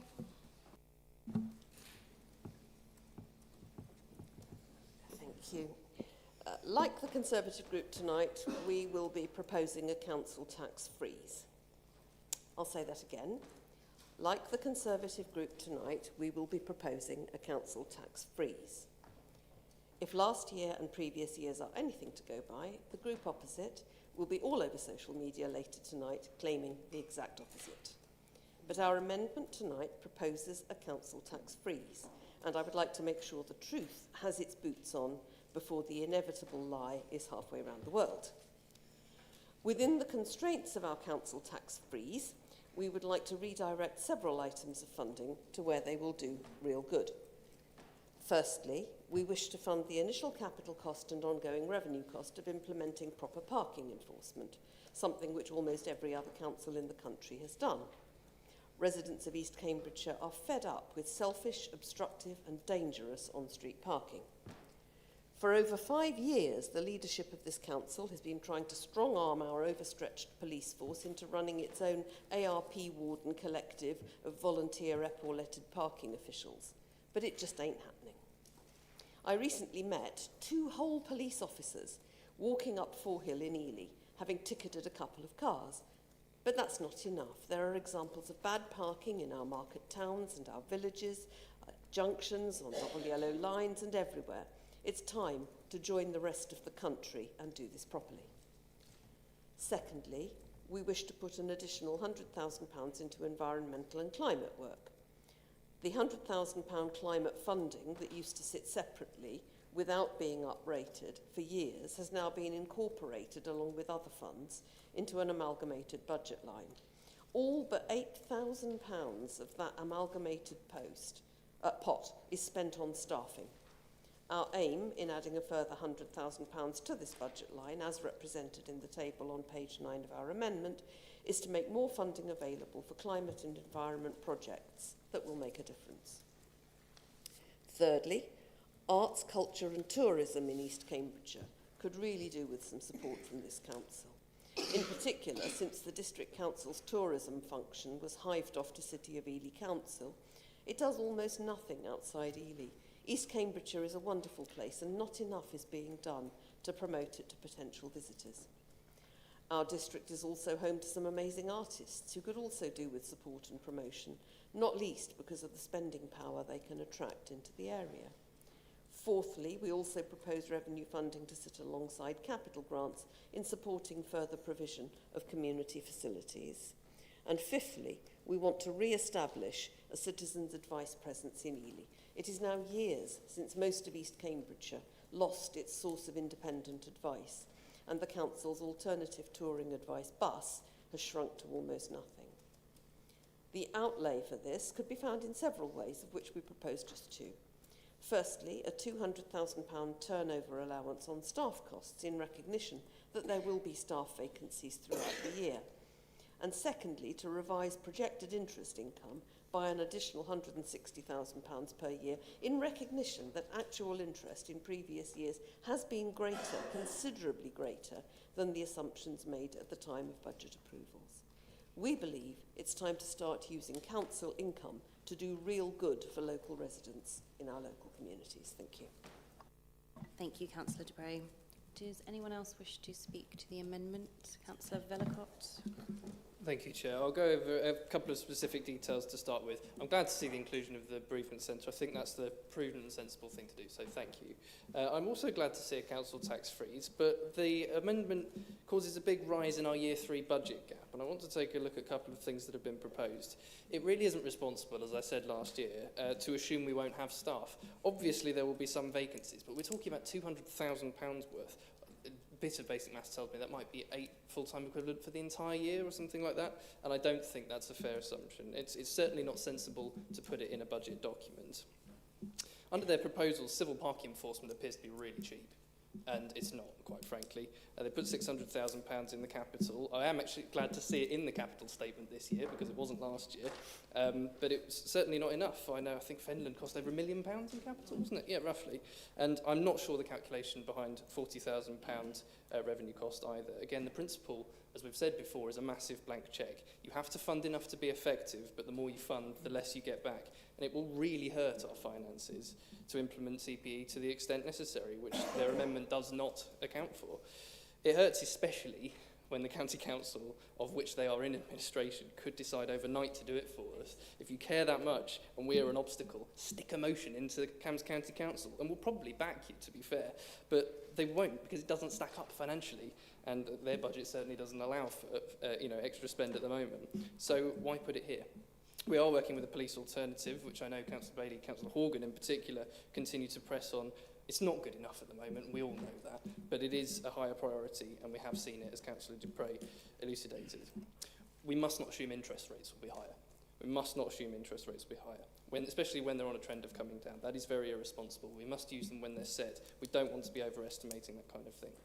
There could be some good ideas in here, and I think that's absolutely true, although community facilities and such like, I believe, are sufficiently covered by CIL and our grant schemes. But, again, there are things we could have sat down and talked about. The broader point that I want to try and make it is this. Once again, we have had 1 day's notice of their proposals for many, many millions of pounds of public money.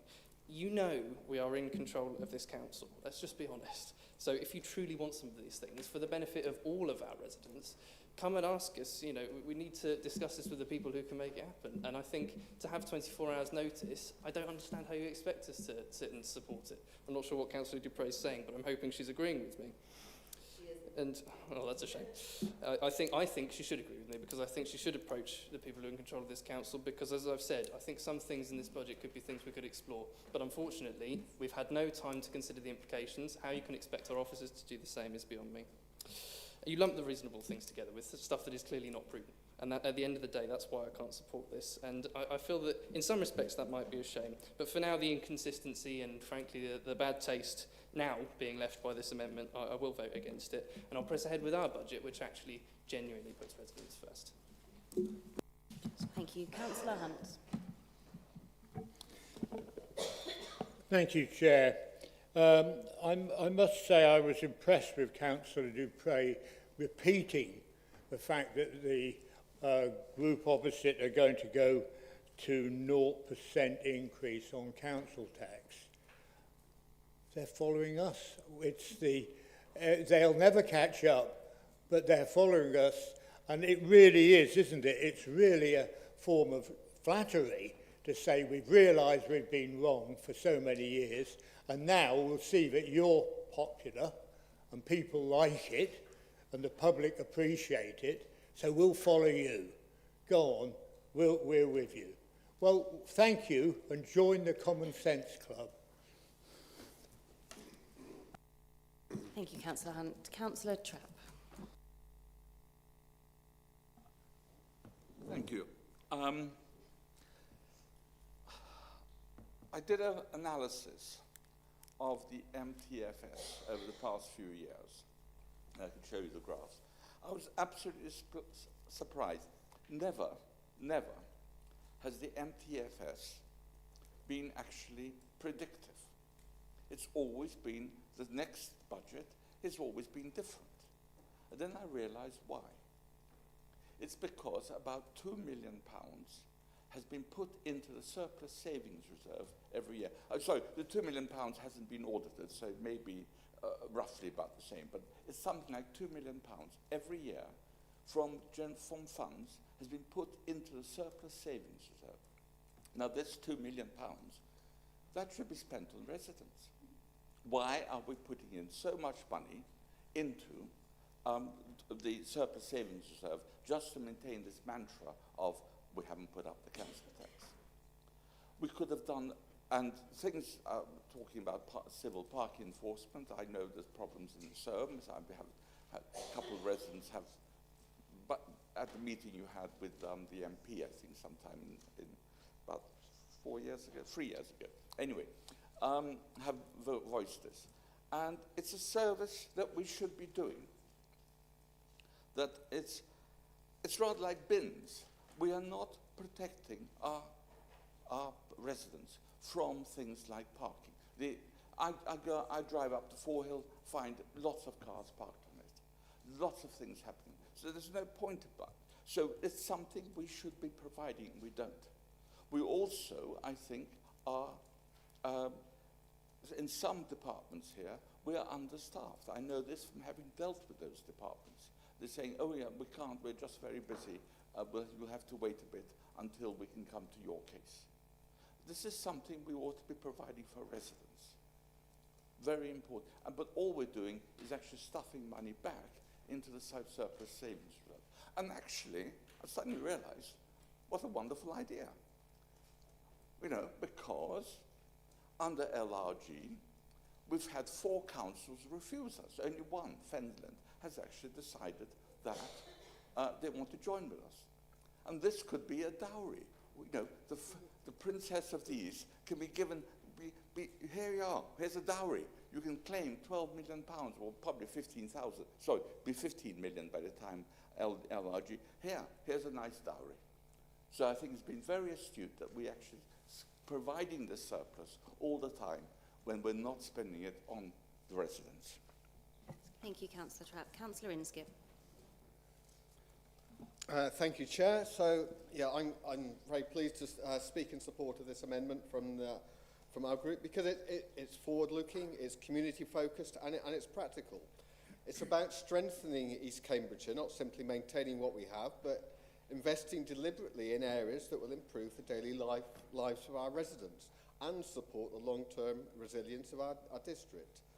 Let me start with civil parking enforcement. As has been said, we're proposing to fund £600,000 as an initial capital cost, an ongoing revenue cost of around about £40,000 a year, which is in line with similar-sized districts. And this is about delivering safer streets, better access to our high streets, tackling inconsiderate parking, giving the council local control over those enforcement priorities. Residents repeatedly tell us they're frustrated by dangerous parking in our towns and villages, near schools, blocked pavements. Last month, the government confirmed it would give powers to councils with civil parking enforcement to take enforcement against unnecessary obstruction. By shutting the door on civil parking enforcement, we're saying that that's something that we don't want in East Cambs. Well, this side, we do want to see that, so that this amendment delivers that practical solution. Secondly, we're looking at adding an extra £100,000 into the Environmental Fund, because in reality, if you look at the money that's already there, most of that is consumed by staff costs, leaving very little for new projects and new schemes. And it's a clear thought that the environment needs to be there not as an afterthought, but something that's core as to what we're doing, whether it's biodiversity projects, whether we're looking at carbon reduction, flood resilience, community-led environmental schemes. This additional investment gives us that capacity to act that isn't there at the moment, to turn community ideas into reality. And as has already been said, we're committing £100,000 to the arts, culture and tourism. And this is economic development in its broadest sense, as well as enhancing the lives of our residents. A vibrant culture offers and strengthens our town centres, local businesses, encourages visitors and builds civic pride. Tourism brings in spending to the district. Cultural activity improves the well-being and strengthens community identity. The investment is is about triggering that and helping to make that happen. And importantly, we're looking at providing some funding for a citizen vice presence in Ely. The cost of living crisis continues for many households, from household pressures to housing pressures to benefit changes. Access to independent advice is critical, and citizen advice provides that. And crucially, none of the investments we're proposing are unfunded. As has already been said, the investment looks at building in a £200,000 staff turnover. And I can reassure Councillor Vellacott, who seemed rather concerned about that, it might have benefited him to look at what the actual figures have been in recent years. So 2024-25, we underspent by 400,000. In 2023-24, we underspent by 600,000. 2022-23, 400,000, and so on. So this is really a small c conservative sum. We're not in danger of breaching that, because year after year after year, this administration has underspent much more than that. This budgets are about choices, and this amendment chooses safer and better managed streets, stronger environmental action, vibrant local economy, resilient community infrastructure. It's practical, proportionate and purposeful, and I'm very pleased to support the amendment tonight and would encourage colleagues to do the same. Thank you, Councillor Inskip. Councillor Kane. Thank you, Chair. First of all, I'd like to defend you against the aspersions made by Councillor Vellacott, because he said that we know that his group is in control of this council, and therefore if we want to get things through the budget, we have to talk to his group. As chair, we know that you will consider carefully the arguments before casting your vote. So we do not know which budget will get through, whether it will be our amendment or the final budget. And I'd just like to be clear that we respect your position as chair, and we know that you listen to the arguments and will decide based on the strength of the arguments. I'd just like to pick on two particular things that I really value from this. One is the civil parking. It is a complete disaster at the moment, parking in our area. My inbox gets filled with lots of things about parking problems in Bottisham, around the Triangle, in the other villages, well, indeed in Bottisham around the schools, in other villages around the schools. There's lots of parking problems. Anyone who goes up Fore Hill as a pedestrian or a driver will know that the parking is really unsafe. It's very challenging crossing that road as a pedestrian because there is so many illegally parked people you can't see, but more to the point, you know drivers can't see you crossing the road. So having proper civil parking is really important to this this district. I get it a lot in my inbox. As I say, currently we've got a big problem in Bottisham around the Triangle. The other thing, and I value it all, but the one I particularly want to talk about is citizens' advice. Councillor Trapp and I are very lucky because the ward we represent can go to Newmarket Citizens Advice Bureau. It's convenient for them, and it helps them and it supports them. So we've seen the support that Citizens Advice Bureau are able to give. Now, I know that residents from Ely are also entitled to go there, but it's a lot less convenient to them than a Citizen Advice Bureau in Ely. It is also, if I may use your own phraseology, disingenuous of this council to allow the West Suffolk Citizens Advice Bureau to take more and more of our residents' problems because there isn't somewhere in Ely. So it's really important that we have that Citizens Advice Bureau back in Ely. It will make such a huge difference to people because we see it with the West Suffolk one, how good the advice it is, how people welcome the fact that they can go somewhere independent, they know it's independent of local government, they know it's confidential, they know it's high quality advice, and it's really good to know that it's there. And I really think we should be having a similar service in Ely as well. So as I say, there are many other aspects of this that I really support, but those are the two that I wanted to pick out tonight. Thank you, Councillor Kane. Does anyone else wish to speak before we move to the seconder? Councillor Sharp. Okay. Thank you, Chair. I'll just touch on a couple of points, really, on the amendment. CPE, the capital cost. Why should we, as a district council, be funding this? Because the County Council, in conjunction with the GCP, funded the whole of the lines and signs for South Cambridgeshire. The funding of lines and signs is, in my opinion, a County Council responsibility, so shouldn't be pushed onto district councils, such as the County Council have been trying to do with Fenland. And in terms of CPE, yes, I agree there is an issue. I agree with Councillor Kane, there is an issue in Bottisham. But certainly listening to people around trying to implement the bad and illegal parking is we have to give them a 5-minute threshold to allow them. And most of the issues around Bottisham are people stopping, going into the shop or into the fish and chip shop or the takeaway and then driving off. And the other one is staff vacancy allowances. In my opinion, and I know there are other accountants in the room, they may disagree with it, but I just don't feel that it makes the financial outturn less transparent. And I just wanted to touch on a couple of points that have been made. Councillor Trapp commenting on the fact that we should be providing for residents in terms of the surplus reserve, but we are. We're lowering council tax each year. We're using that to lower the council tax. Each year. It carries forward. And just again, to touch on Councillor Inskip's point, if I misquote him, I apologise, but I think he said we're just standing still. We're not actually going forward. But I think we are improving the area. Look at the MOD, the 88 houses we brought back into use. Kennet Garden City, Hadnam, good quality homes for families, the bereavement centre, the bypass, Ely Sports Centre. All of these have been built and provided and mainly been opposed by the party opposite, and all without raising council tax. So I think we have done a lot. Thank you. Thank you, Councillor Sharp. Does anyone else wish to speak before we move to the seconder? No? Councillor Whelan. Right, thank you, Chair.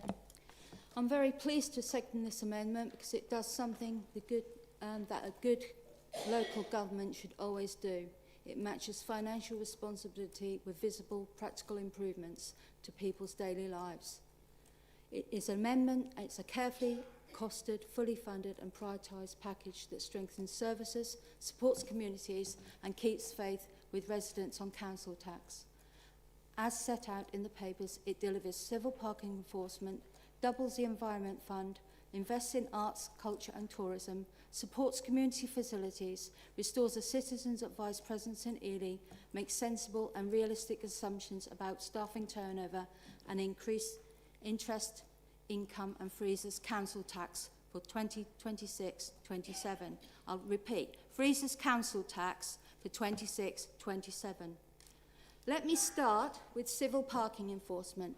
For years, we've heard residents and town and parish councils say the same thing. Inconsistent enforcement undermines safety, access for disabled residents and fairness for local businesses. This amendment funds the upfront capital cost and the ongoing revenue, uses reserves responsibly. That is not ideology, it is practical problem solving and better street management. Second, the amendment doubles the Environment Fund from 100,000 to 200,000 a year at a time when communities want cleaner streets, better biodiversity and real action on climate and place shaping. This is exactly the kind of targeted, investor-improved funding residents expect from us. Third, it provides 100,000 a year for arts, culture and tourism. This is not a nice to have. In districts like ours, culture and tourism are economic infrastructure.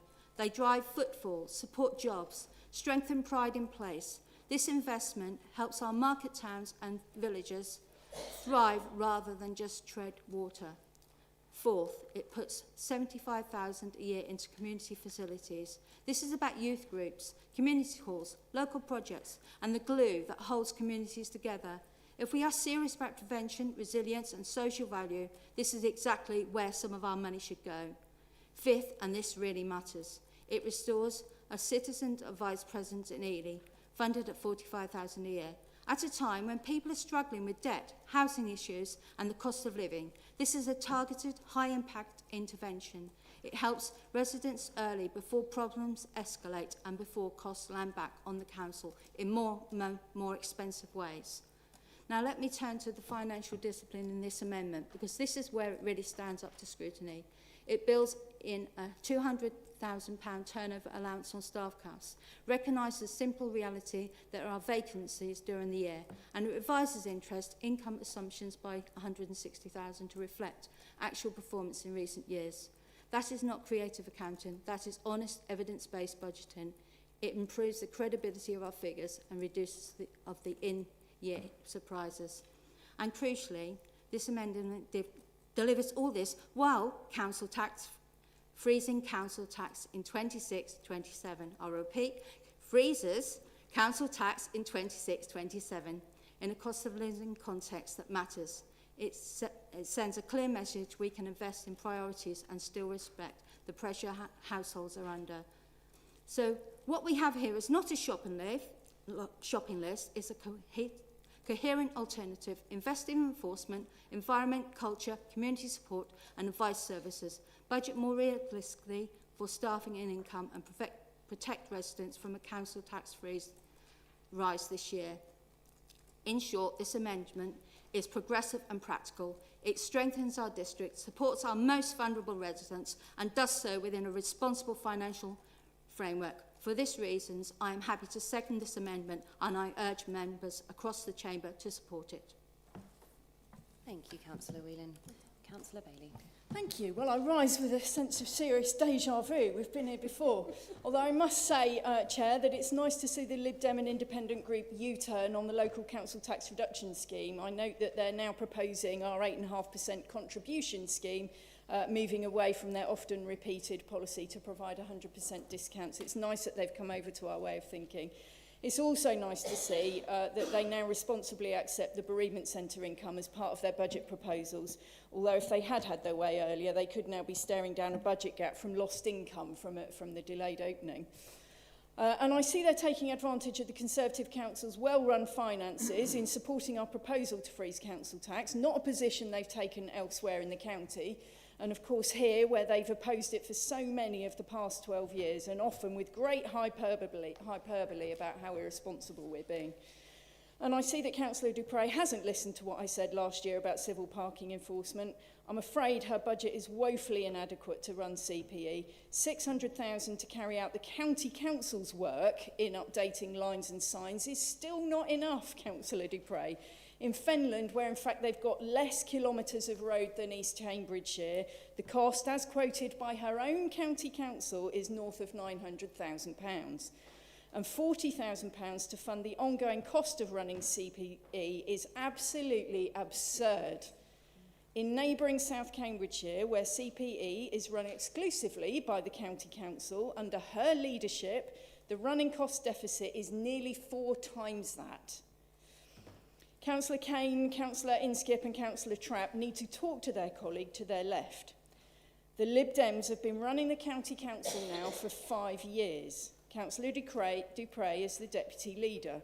The county council is the Highways Authority. The Highways Authority is the only authority allowed by law to implement civil parking enforcement. The County Council runs CPE in South Cambs with no input whatsoever from the District Council. None whatsoever. Give East Cambridgeshire the same deal that you gave South Cambridgeshire. If Councillor Dupre is really serious about bringing in CPE and supported by her colleagues, why doesn't she get on with it? Councillor Dupre is not serious about the introduction of CPE. Not once have they asked the County Council to bring in civil parking enforcement to East Cambridgeshire. Not once. They could have put it in their own budget this year. And the rest of their budget proposals, well, I'm afraid it's just spend, spend, spend. Councillor Trapp says, let's spend the £2 million of savings. Well, you can't afford a council tax freeze if you start spending all the savings that we make. Mark my words, if the Lib Dems were running this council, they would not be freezing council tax. Councillor Trapp complains about under-resourcing, yet in the same stroke he wants to spend the vacancy lag money. I mean, it's absolutely nonsensical. Spending staff vacancy lag, which could or could not exist throughout the year, spending interest receipt income, which could or could not exist throughout the year, under-budgeting for stuff they want to run that should be run by the county council, raising the 3-year budget gap by a whopping £560,000. I don't think the new unitary authority will thank them for that when we hand over. All these things add up to increased charges for council taxpayers. Spend first, tax later. That's what you get with Liberal Democrats joined by their independent fellow members. Don't take my word for it. Just look to the councils where they're in charge to see the maxed out council tax rises year after year after year after year. And I tell you what, it's getting really painful for residents now. The level of council tax in Cambridgeshire, mainly driven by the Liberal Democrat-run county council, is absolutely eye-watering, and it has to be paid for by most people out of taxed income. And they like to throw it away as though it's a cup of coffee a week. They talk about council tax in terms of cups of coffee. It's not. It's incredibly painful. And we've worked our butts off for 13 years in this council to not raise ours, only to have it washed away with what the county council do. These are not serious budget proposals, Chair, and we will be voting them down. Thank you, Councillor Bailey. We now move to the recorded vote on the amendment. Jane, can I? Thank you, Chair. Right, when I call your name, can you let me know whether you're for, against or abstaining? Councillor Akinwale. For. Councillor Ambrose Smith. Against. Councillor Bailey. Against. Councillor Bovingdon. Against. Councillor Brown. Against. Councillor Kane. For. Councillor Colbert. For. Councillor Denny. For. Councillor Dupre. For. Councillor Edwards. Against. Councillor Goldsack. Against. Councillor Goodell. Against. Councillor Holtzman. For. Councillor Horgan. Against. Councillor Huffer. Against.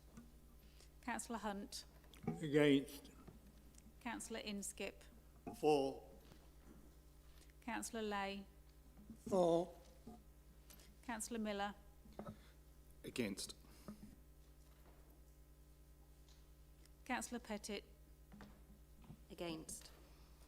Councillor Sharp. Against. Councillor Trapp. Councillor Trent. For. Councillor Vellicott. Against. Councillor Wade. For. Councillor Alison Whelan. For. Councillor Christine Whelan. For. Councillor Wilson. For.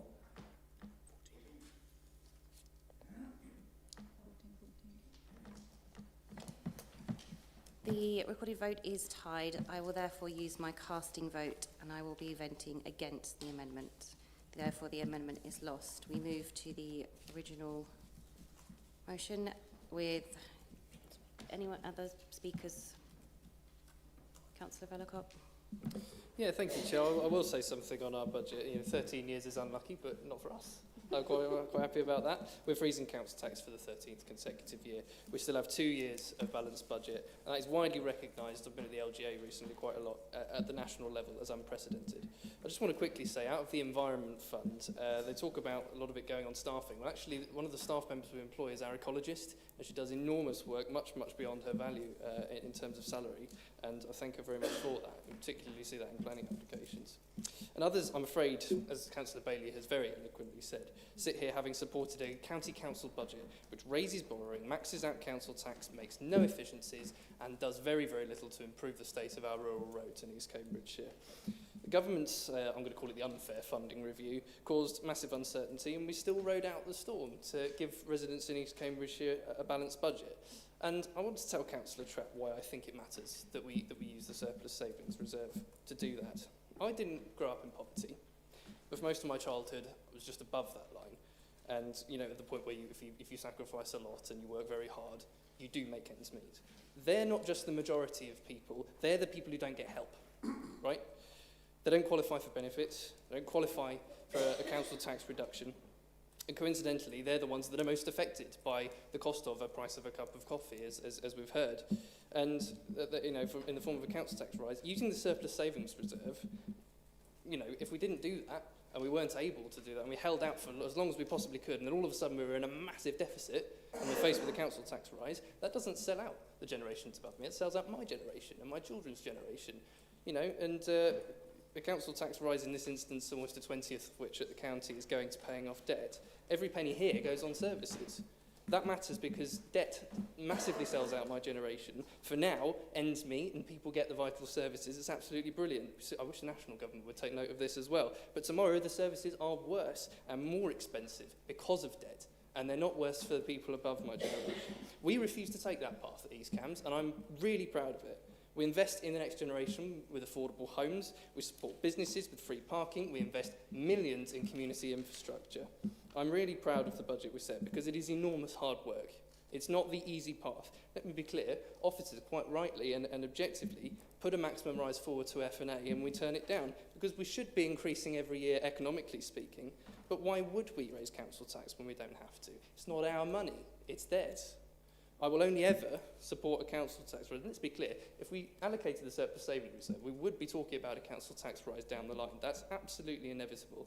And I will only ever support a council tax rise where the authority concerned has explored all avenues of efficiency and innovative sources of income, like our trading company, and all possible other sources of funding, and then still needs to go a bit further to avoid the key service cuts. And then it plans carefully where the increase goes and why it is needed to avoid a massive rise in the future. That's why I oppose the amendment today. We do that process every single year, and every single year conclude that it isn't necessary, so why would we do it? I'm so proud of this budget. I'm going to be a bit political for a minute. It's the embodiment of conservative values. You've got decency, efficiency, thinking for the long term, supporting people to help themselves, and I will gladly support it tonight. I just want to say, Jude, thank you very much for the work you've done on this, and congratulations on your first budget. Thank you, Councillor Vellacott. Is there anyone else that wishes to speak? Councillor Dupre? Thank you. I'm proud of my colleagues in this group for pressing every step of the way for positive action for our district, successfully on inclusive play and empty homes, unsuccessfully on parking, climate, arts, culture, tourism and independent advice.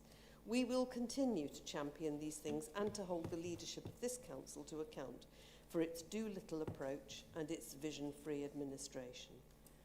Meanwhile, the pinnacle of the administration's vision under its present leadership, its conservative values, if you will, are a profit centre competing with the private sector to cremate our dead. As my colleague Councillor Inskip said, it's all about choices. Thank you. Thank you, Councillor Dupre. Is there anyone else? Councillor Sharp? Just very quickly, I really do want to commend this budget to Council. Like Councillor Vellacott, it's great, it's the 13th year in a row. It's not unlucky for me because I was born on the 13th of October and I share my birthday with Margaret Thatcher. So that's where my ideology comes from. And I'm very proud, I'm very, very proud of that fact. Councillor Dupre mentions it. Yes, it is right to hold us to account. I agree. But I cannot accept your comment about do-little approach. As I mentioned in the amendment, I won't go through them again. I'm sure our leader may go through them again, but in summing up. But this is not a do-little approach, Council. This is actually the exact opposite, but with a financial responsibility. Thank you.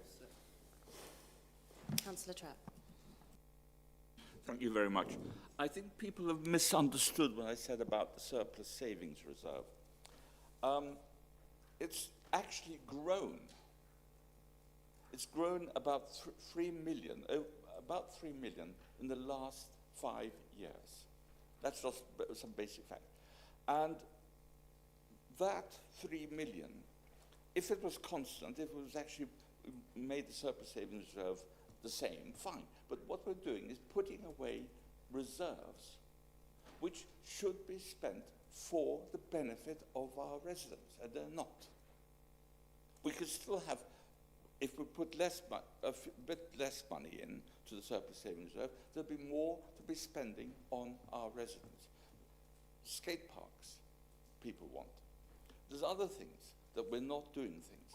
That's the point. It's not to say we're running down the actual surplus savings, or it's actually the fact that we're actually increasing it each year.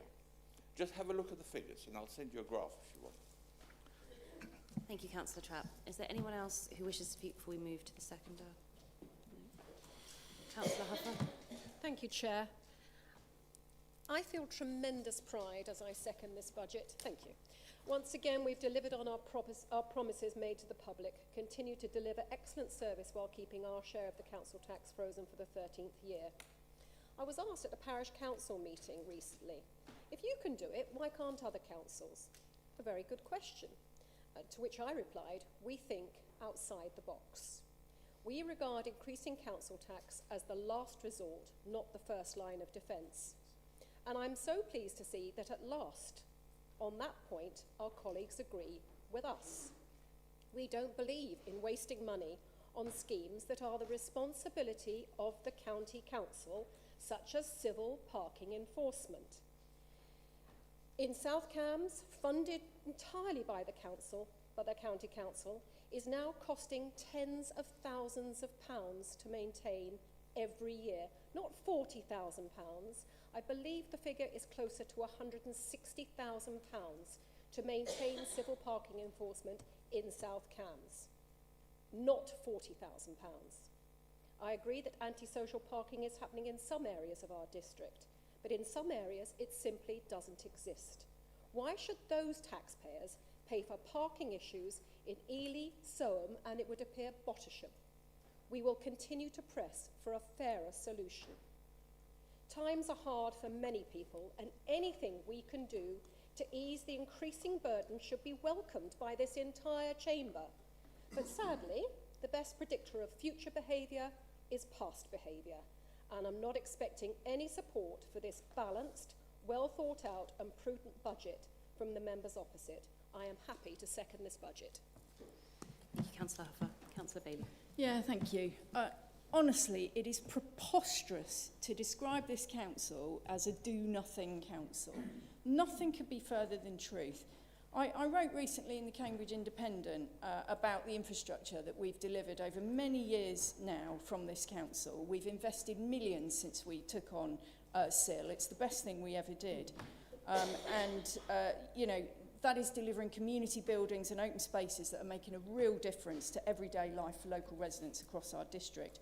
Those investments include new roads, car parks, footpaths, cycleways, footbridges, district leisure centre, improved recreation grounds, country park, village hall upgrades, GP surgeries, a youth centre in Littleport, a new theatre in Soham, museums, an apprenticeship hub, a new bereavement centre, land for a new cemetery in Bottisham, funding for nature conservation. I could go on and on and on. And on top of that, we've provided millions directly to town and parish councils for them to use for their own local projects. And in November last year, the final piece of funding got into place for an amazing new project called The Link in Streatham, which is a long-awaited, brand-new GP surgery for the village, operating as a branch of Hadnam Surgery. It's going to be a fantastic, modern, multi-purpose community facility, including purpose-built consulting rooms, complementary health units, a community meeting space and cafe, an orchard for staff and patients, and a work unit to be rented to a local business. And this council is contributing 1.4 million towards it. And it's being delivered by local people through the Streatham and Wilburton Community Land Trust, who have worked tirelessly for many years to deliver that project for their community. And despite the clear benefits of the scheme, every single Liberal Democrat member recently on the committee, including the member for Streatham, chose not to support the funding for that project. Why is still completely beyond me. They articulated nothing. It was not new opposition. We know about their opposition over many years on that. And given their track record, it probably shouldn't surprise us, because over the years, our colleagues opposite, in whatever form, they've changed membership, but you know, as a group, they've voted against council tax freezes, they voted against the Ely Southern Bypass, they failed to support all sorts of initiatives, the Hive District Leisure Centre, the Lakeview Bereavement Centre, the 100k Home Scheme, regeneration of the former MOD housing site in Ely, including recently refusing to provide affordable housing money from other projects towards that scheme to make it 100% affordable. Beyond me why they want to leave that money in the bank. I have no idea. New homes at Barton Road in Ely, the A10 roundabout upgrade, numerous parish-led and community projects that I mentioned earlier. Either voted against or failed to support. It is absolutely astonishing. And I can only conclude that they put politics before the people. It's been going on for so long now. And when it comes to a brand new GP surgery, which my parish would pull your arm off for, I find it astonishing.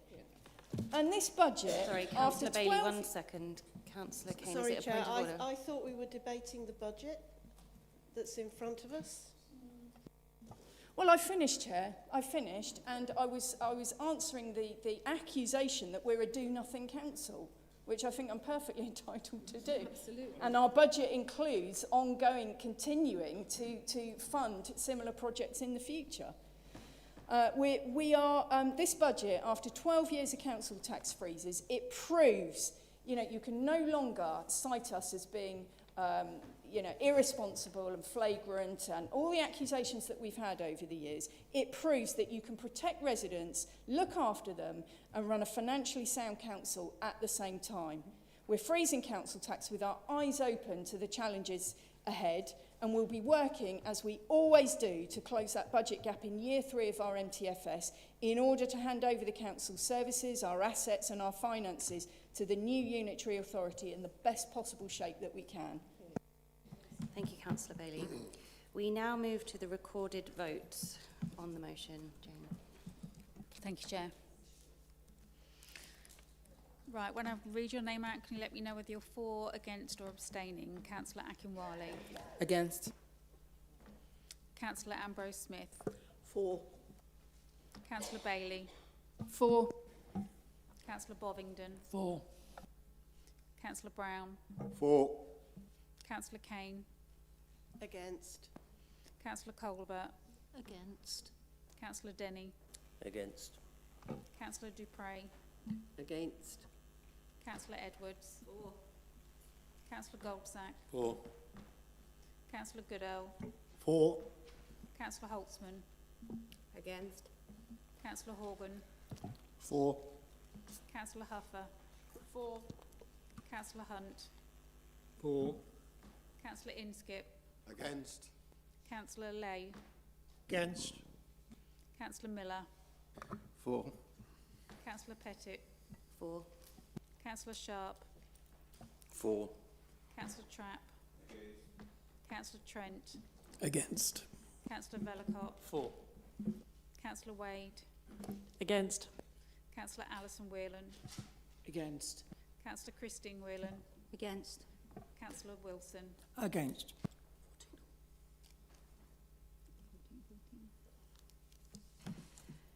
Members, the vote is tied. I will now use my casting vote and I will be voting for, therefore the motion is carried. Before we move on to the next item, I'd like to suggest a 15-minute comfort break. We can all return at 8:30. Thank you.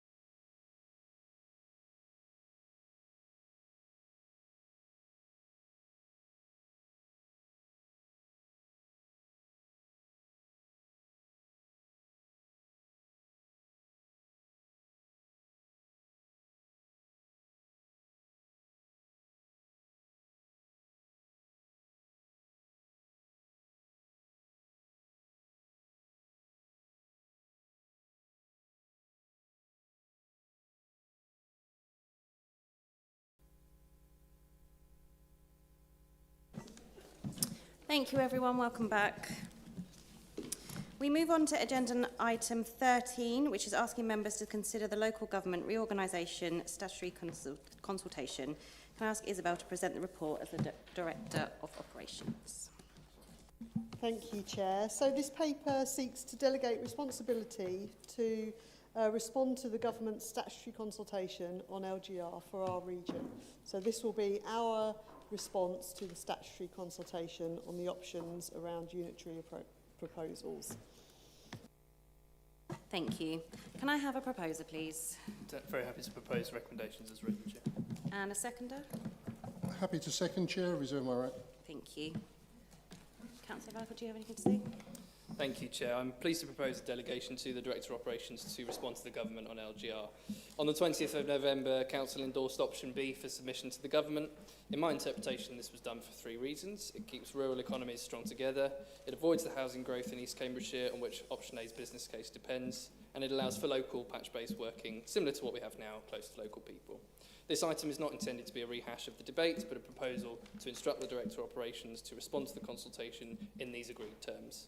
It's worth noting that anyone here can, of course, write in support of other proposals individually. This is not the correct forum to debate the issue again. It's to agree how we will respond to the Government with the position the Council has set out. Thank you. Thank you. Does anyone have anything they wish to add? Councillor Dupre? Thank you, Chair. This is a procedural motion about how the Council's response to the Government's consultation on its proposals for local government reorganisation is to be drawn up and submitted. I have to say that after the officer's introduction, I did go back and carefully check the wording because the officer announced it as being delegating responsibility. It is not. It is correctly in the report delegating authority, which is correct in law, and a point I have argued on many occasions, and is actually right in the papers, and guess what, words matter. This is the point at which I'm obliged to remind this council that at least 50% of the members of this council do not support the option being promoted in its name. Option B would remove our influence on decisions about the places where most of our residents work, study, receive healthcare, shop and spend leisure time. It would yoke us to Peterborough, whose financial and governance woes are regularly and extensively reported, and which is 60 miles away from residents in the southeast of the district. It would place us in a council with the largest number of councillors in the entire country, fighting for attention, with not only Peterborough but also St Neots, Huntingdon, Wisbech and other large urban settlements. By contrast, option A would join East Cambridgeshire not only with the major city of Cambridge, which features large in the lives of most of our residents, but also with its hinterland of South Cambridgeshire villages. East Cambridgeshire would be part of a strong rural voice on a council of an appropriate size. We acknowledge that through its casting vote and its effective whip, the leadership of this council can force its will on the public of East Cambridgeshire tonight, but we cannot agree to support it in doing so. Thank you. Thank you, Councillor Dupre. Do we have anyone else who wishes to speak? Move to the seconder. Do you have anything to add? Thank you, Chair. Yeah, I'll just say a few words. Firstly, I'd like to congratulate the Director of Operations for the tireless effort she's put in on the work so far, irrespective of which particular option anybody particularly supports. I think it's beyond doubt that the hard work and effort that's been put in by the Director of Operations is commendable. And sticking to the point, this is not about which option we're going to be going forward with. That's already been decided. This is purely as, and I'm glad that we've got the correct form of words, reassured just a moment ago on that. This is about delegating authority and nothing more. So this obviously will get my support because I think the track record so far of our Director of Operation has been exemplary. Thank you. Thank you, Councillor Horgan. Councillor Velleman. Just briefly, Chair, it is disappointing that Councillor Dupre's hijacked the debate again to rehash the discussion on LGR. Council agreed on the 20th of November which option it was to support. We agree things via our constitution as a council. One moment, please. The item in agreeing the... Chair, point of order. Has Councillor Vellecott not already spoken? He's the proposer. He's summing up. Proposer, right, okay. In which case, he started by The item is discussing- agreeing the delegation to forward that response to government. Once again, they've tried to cling on to matters we've settled at previous votes. I do encourage councillors to support this procedural motion in delegation and close this council's input on LGR. And obviously it is worth noting, and I want to say this for any residents who might be listening, whatever proposal the government chooses, we will engage with positively and to the fullest extent, because we really believe in getting the best outcome for local residents, whatever they decide. Thank you, Councillor Vellacott. We now move to the vote. May I ask all those in favour, please raise their hands.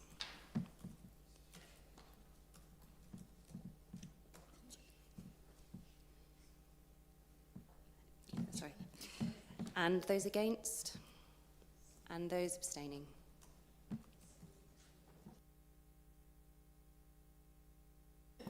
That is carried. Thank you. Agenda item 14 is, excuse me, asking members to consider the community infrastructure levy. Can I ask Lucy Flinton to present the report as the community infrastructure manager? Thank you, Chair. Good afternoon, good evening, councillors, sorry. I'm here to recommend the change to the seal governance arrangements in light of the known expenditure and future projected seal receipts as detailed in 3.11 and Table 3 within the report. The report also recommends that the Council bring forward new funding schemes with altered eligibility and scoring criteria to be agreed by the Finance and Asset Committee in March 2026. Thank you. Thank you. Do we have a proposer for this? Happy to propose, Chair. Thank you, Councillor Goodall. And do we have a seconder? Happy to second, Chair. Reserve my right to speak. Thank you. Councillor Goodall. Thank you, Chair. I'm honoured to propose we approve the governance arrangements as set out in Appendix 2 of Agenda Item 14. And thank you, Lucy, for your report. SIL has been and still is a valuable asset to the Council and to the parish and town councils in the district. Table 1 lists how the funds have been allocated on many varied projects which have and still benefit the local communities throughout East Cambridgeshire.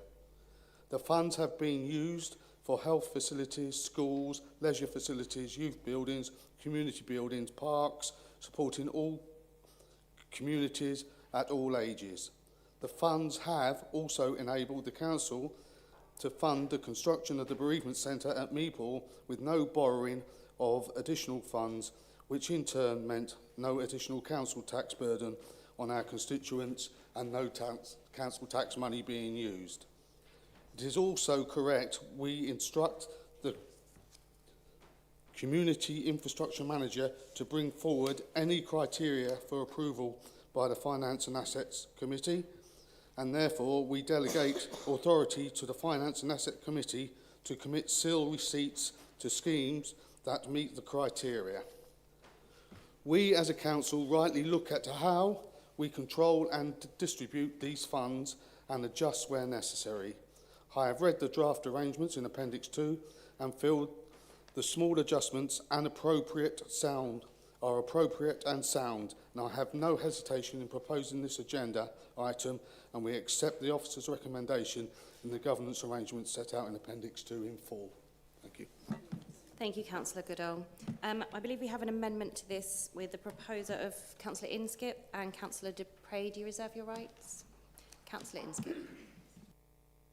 Thank you, Chair. Yes, I propose this amendment to make two important additions to the proposal before us. The first is civil parking enforcement. So bringing civil parking enforcement onto our infrastructure list gives us the ability to fund the capital expenditure from SIL in preparation for a future introduction of civil parking enforcement. Now, I won't rehash all of the arguments, but clearly, as we've heard already, and certainly I hear from many residents and my colleagues do as well, the need to have to make sure that the parking enforcement is stepped up massively in East Cambridgeshire, because we have so many problems from inconsiderate parking, as we've talked before, about blocked pavements, driveways, problems in our villages and in our shopping areas. So that's why we're making that proposal. And the second is regarding the inclusive play strategy that we had a question earlier in the meeting. We had a good debate a couple of years ago on the play strategy, and we've talked about and we've heard how the audit process is going. But then we should be looking to that strategy to inform and to direct how the funding that we're going to make available under SIL is prioritised. Now, we know that well-designed, inclusive places support social interaction, children's development, and mental well-being. And it's important to get equipment and layouts that are right, that are accessible to those children with mobility, sensory or learning challenges. And that's why we as a council agreed to adopt the strategy a couple of years ago, and that's why I think it's important when it comes to looking at how we're going to allocate that SIL money that we're aligned with that strategy that we talked about at that meeting. So that's why these two important additions are proposed in this amendment. Thank you, Councillor Inskip. Does anyone else wish to speak before Councillor Bailey? Thank you. I find it astonishing, to be honest, that our motion, which was wholly designed to free up access to the Accessible Play SIL funding and get it out there, providing equipment and improving accessibility in play parks across the district, is being dragged backwards by the Liberal Democrat and Independent Group's last-minute amendment, which will simply cause delay. The accessible play audits that have been undertaken provide information on what equipment could be provided and how to improve accessibility in general. If a parish or play park provider hasn't had the benefit of an audit, they can get one, but if they still haven't done that, then providers of new equipment can also provide expert advice as well as deal with the installation. SIL applications go through a process, and that very process will check the improvement of accessibility. The strategy is to provide a toolkit, amongst other things, which will support play park owners to improve accessibility. We want to get going. We do not need to delay SIL applications while we wait for the strategy to be signed off through F&A. We don't support this amendment, which will do nothing other than slow down the delivery of accessible play parks. We'll be voting in support of getting going with accessible play, which is exactly what this SIL change is designed to do. We're also being asked to accept that repainting lines and installing signs to enable civil parking enforcement somehow counts as infrastructure. It does not. This is a policy-driven enforcement scheme attempting to make up for the deficits of Cambridgeshire County Council, which has failed to maintain our highways infrastructure, catastrophically so in some instances. This is not infrastructure required to support development. Dressing it up as transport infrastructure doesn't change that the purpose of these works is simply to make enforcement legally possible. If this were genuinely about growth, we'd see clear evidence linking specific developments to specific parking controls and requirements for that by the county council as the highways authority. These controls would be identified in our infrastructure and planning policies and in requirements from the county council, and they're not. We have neither. Instead, what's proposed is a district-wide upgrade to enable enforcement, which is a very different thing. SIL guidance is really clear. It should not be used to fix existing problems or fund general service improvements. There's also a fundamental governance issue here. CPE, as we've discussed ad nauseum, sits with Cambridgeshire County Council, a fact that the Deputy Leader of the County Council seems to be unable to grasp or unwilling, yet she proposes that the funding would come from East Cambridgeshire District Council. That means developer contributions would be used to support a service function we do not control and will not take part in. That's a misuse of developer funding that risks challenge and undermines confidence in how we spend SIL. We should not be bending infrastructure funding to fit a policy that's the responsibility of the County Council and which the District Council has for years stated it will not be taking part in. We do not support these late amendments and we will be voting them down. Thank you, Councillor Bailey. Councillor Sharp. Thank you, Chair. Just two comments really on the amendment. I agree with Councillor Bailey. As you know, if we sort of agree with this amendment here, we're actually slowing down what we're trying to do. You know, we're the exact opposite. This is a can-do district council. We're not a do-nothing district council as being accused from across the chamber. And in Appendix 2, we've got the inclusive pay 7.5%, which, if we agree with the recommendation on 2.2, that will be in operation from the 1st of April 2026, so in just over a month's time. Yes, we're waiting for the report to come forward, as I mentioned in my answer to Councillor Akinwale's question earlier. And hopefully we can get that sort of done as quickly as possible, because I would like to get us moving on this as soon as we can. And in terms of CPE, my only comment will be there is that if we use SIL money for civil parking enforcement, we are taking that money away from other infrastructure uses that we could use across the district. Yes, I mean, Councillor Dupre might find that funny, but that's factual. Thank you. Is there anyone else that wishes to speak? Councillor Kane? Just to point out that we are putting, 14 million or something into a crematorium. That's taking away from other services. Anyone else that wishes to speak before we move to the seconder? Councillor Dupre, do you? Thank you. Our aim with the first part of this amendment is to make sure that if the SIL money is being used to hand out for inclusive play, that's all very well, but it ought to be done after rather than before we publish the strategy. It seems to me quite extraordinary that we would decide to hand over all the money and then write the strategy. That surely, the position that we need a strategy before we give the money away, so we know that where we're giving the money away is to the right things in the right places, surely that isn't controversial, but apparently it is. And secondly, the second part of the amendment, if SIL can be used to fund a crematorium designed to turn developer contributions into ready cash to subsidise the council tax, then surely it can be used to benefit the living by addressing the persistent, dangerous parking that remains one of residents' major concerns. Thank you. Thank you, Councillor Dupre. Councillor Goodall, do you wish to say? Yes, thank you, Chair. Not to go over things again too much, but CPE, like I said, is a county council responsible, and SIL is not there to fund the shortfall of the county council's funding. Play strategy audits have been carried out, and let's wait for them to come in by town and parish councils, and funding is available for town and parish councils for parks and play areas already. SIL funding rules are in place and are checked by the Finance and Asset Committee, and then, if they're not happy, it can come to full council. And we allow our officers also to advise. Thank you. Thank you, Councillor Goodall. We now move to the vote. May I ask all those in favour of the amendment to please raise their hands?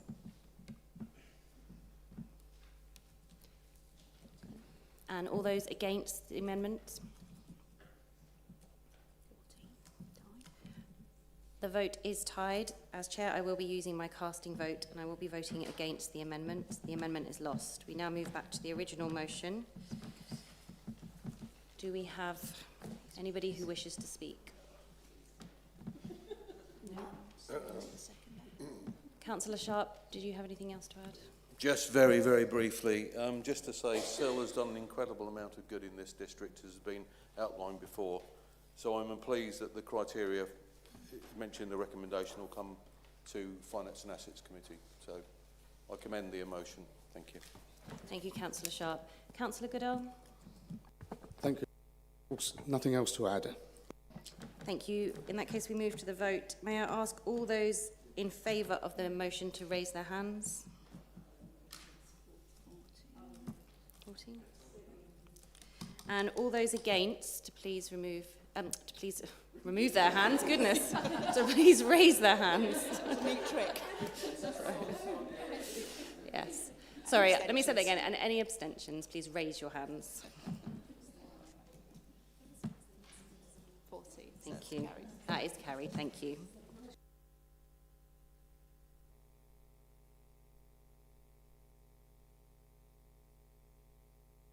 We now move to agenda item 15, which is for the Council to consider the proposed amendments to the Constitution. May I ask Maggie, as the monitoring officer, to report? Thank you, Chair. I've got nothing to add to my report. I'm happy to propose this. May I have a seconder? Happy to second, Chair. Reserve. Myra. I have nothing else to add. Would anyone else like to? Councillor Dupre? Very briefly, we have made our views clear consistently about this administration's wasteful and unwanted crematorium project, but in terms of this council's constitution, it has to live somewhere. Thank you, Councillor Dupre. Is there anyone else who wishes to speak? Councillor Woodman, do you have anything to add? Nothing useful to add, Chair. In that case, we move to the vote. May I ask all of those in favour to please raise their hands?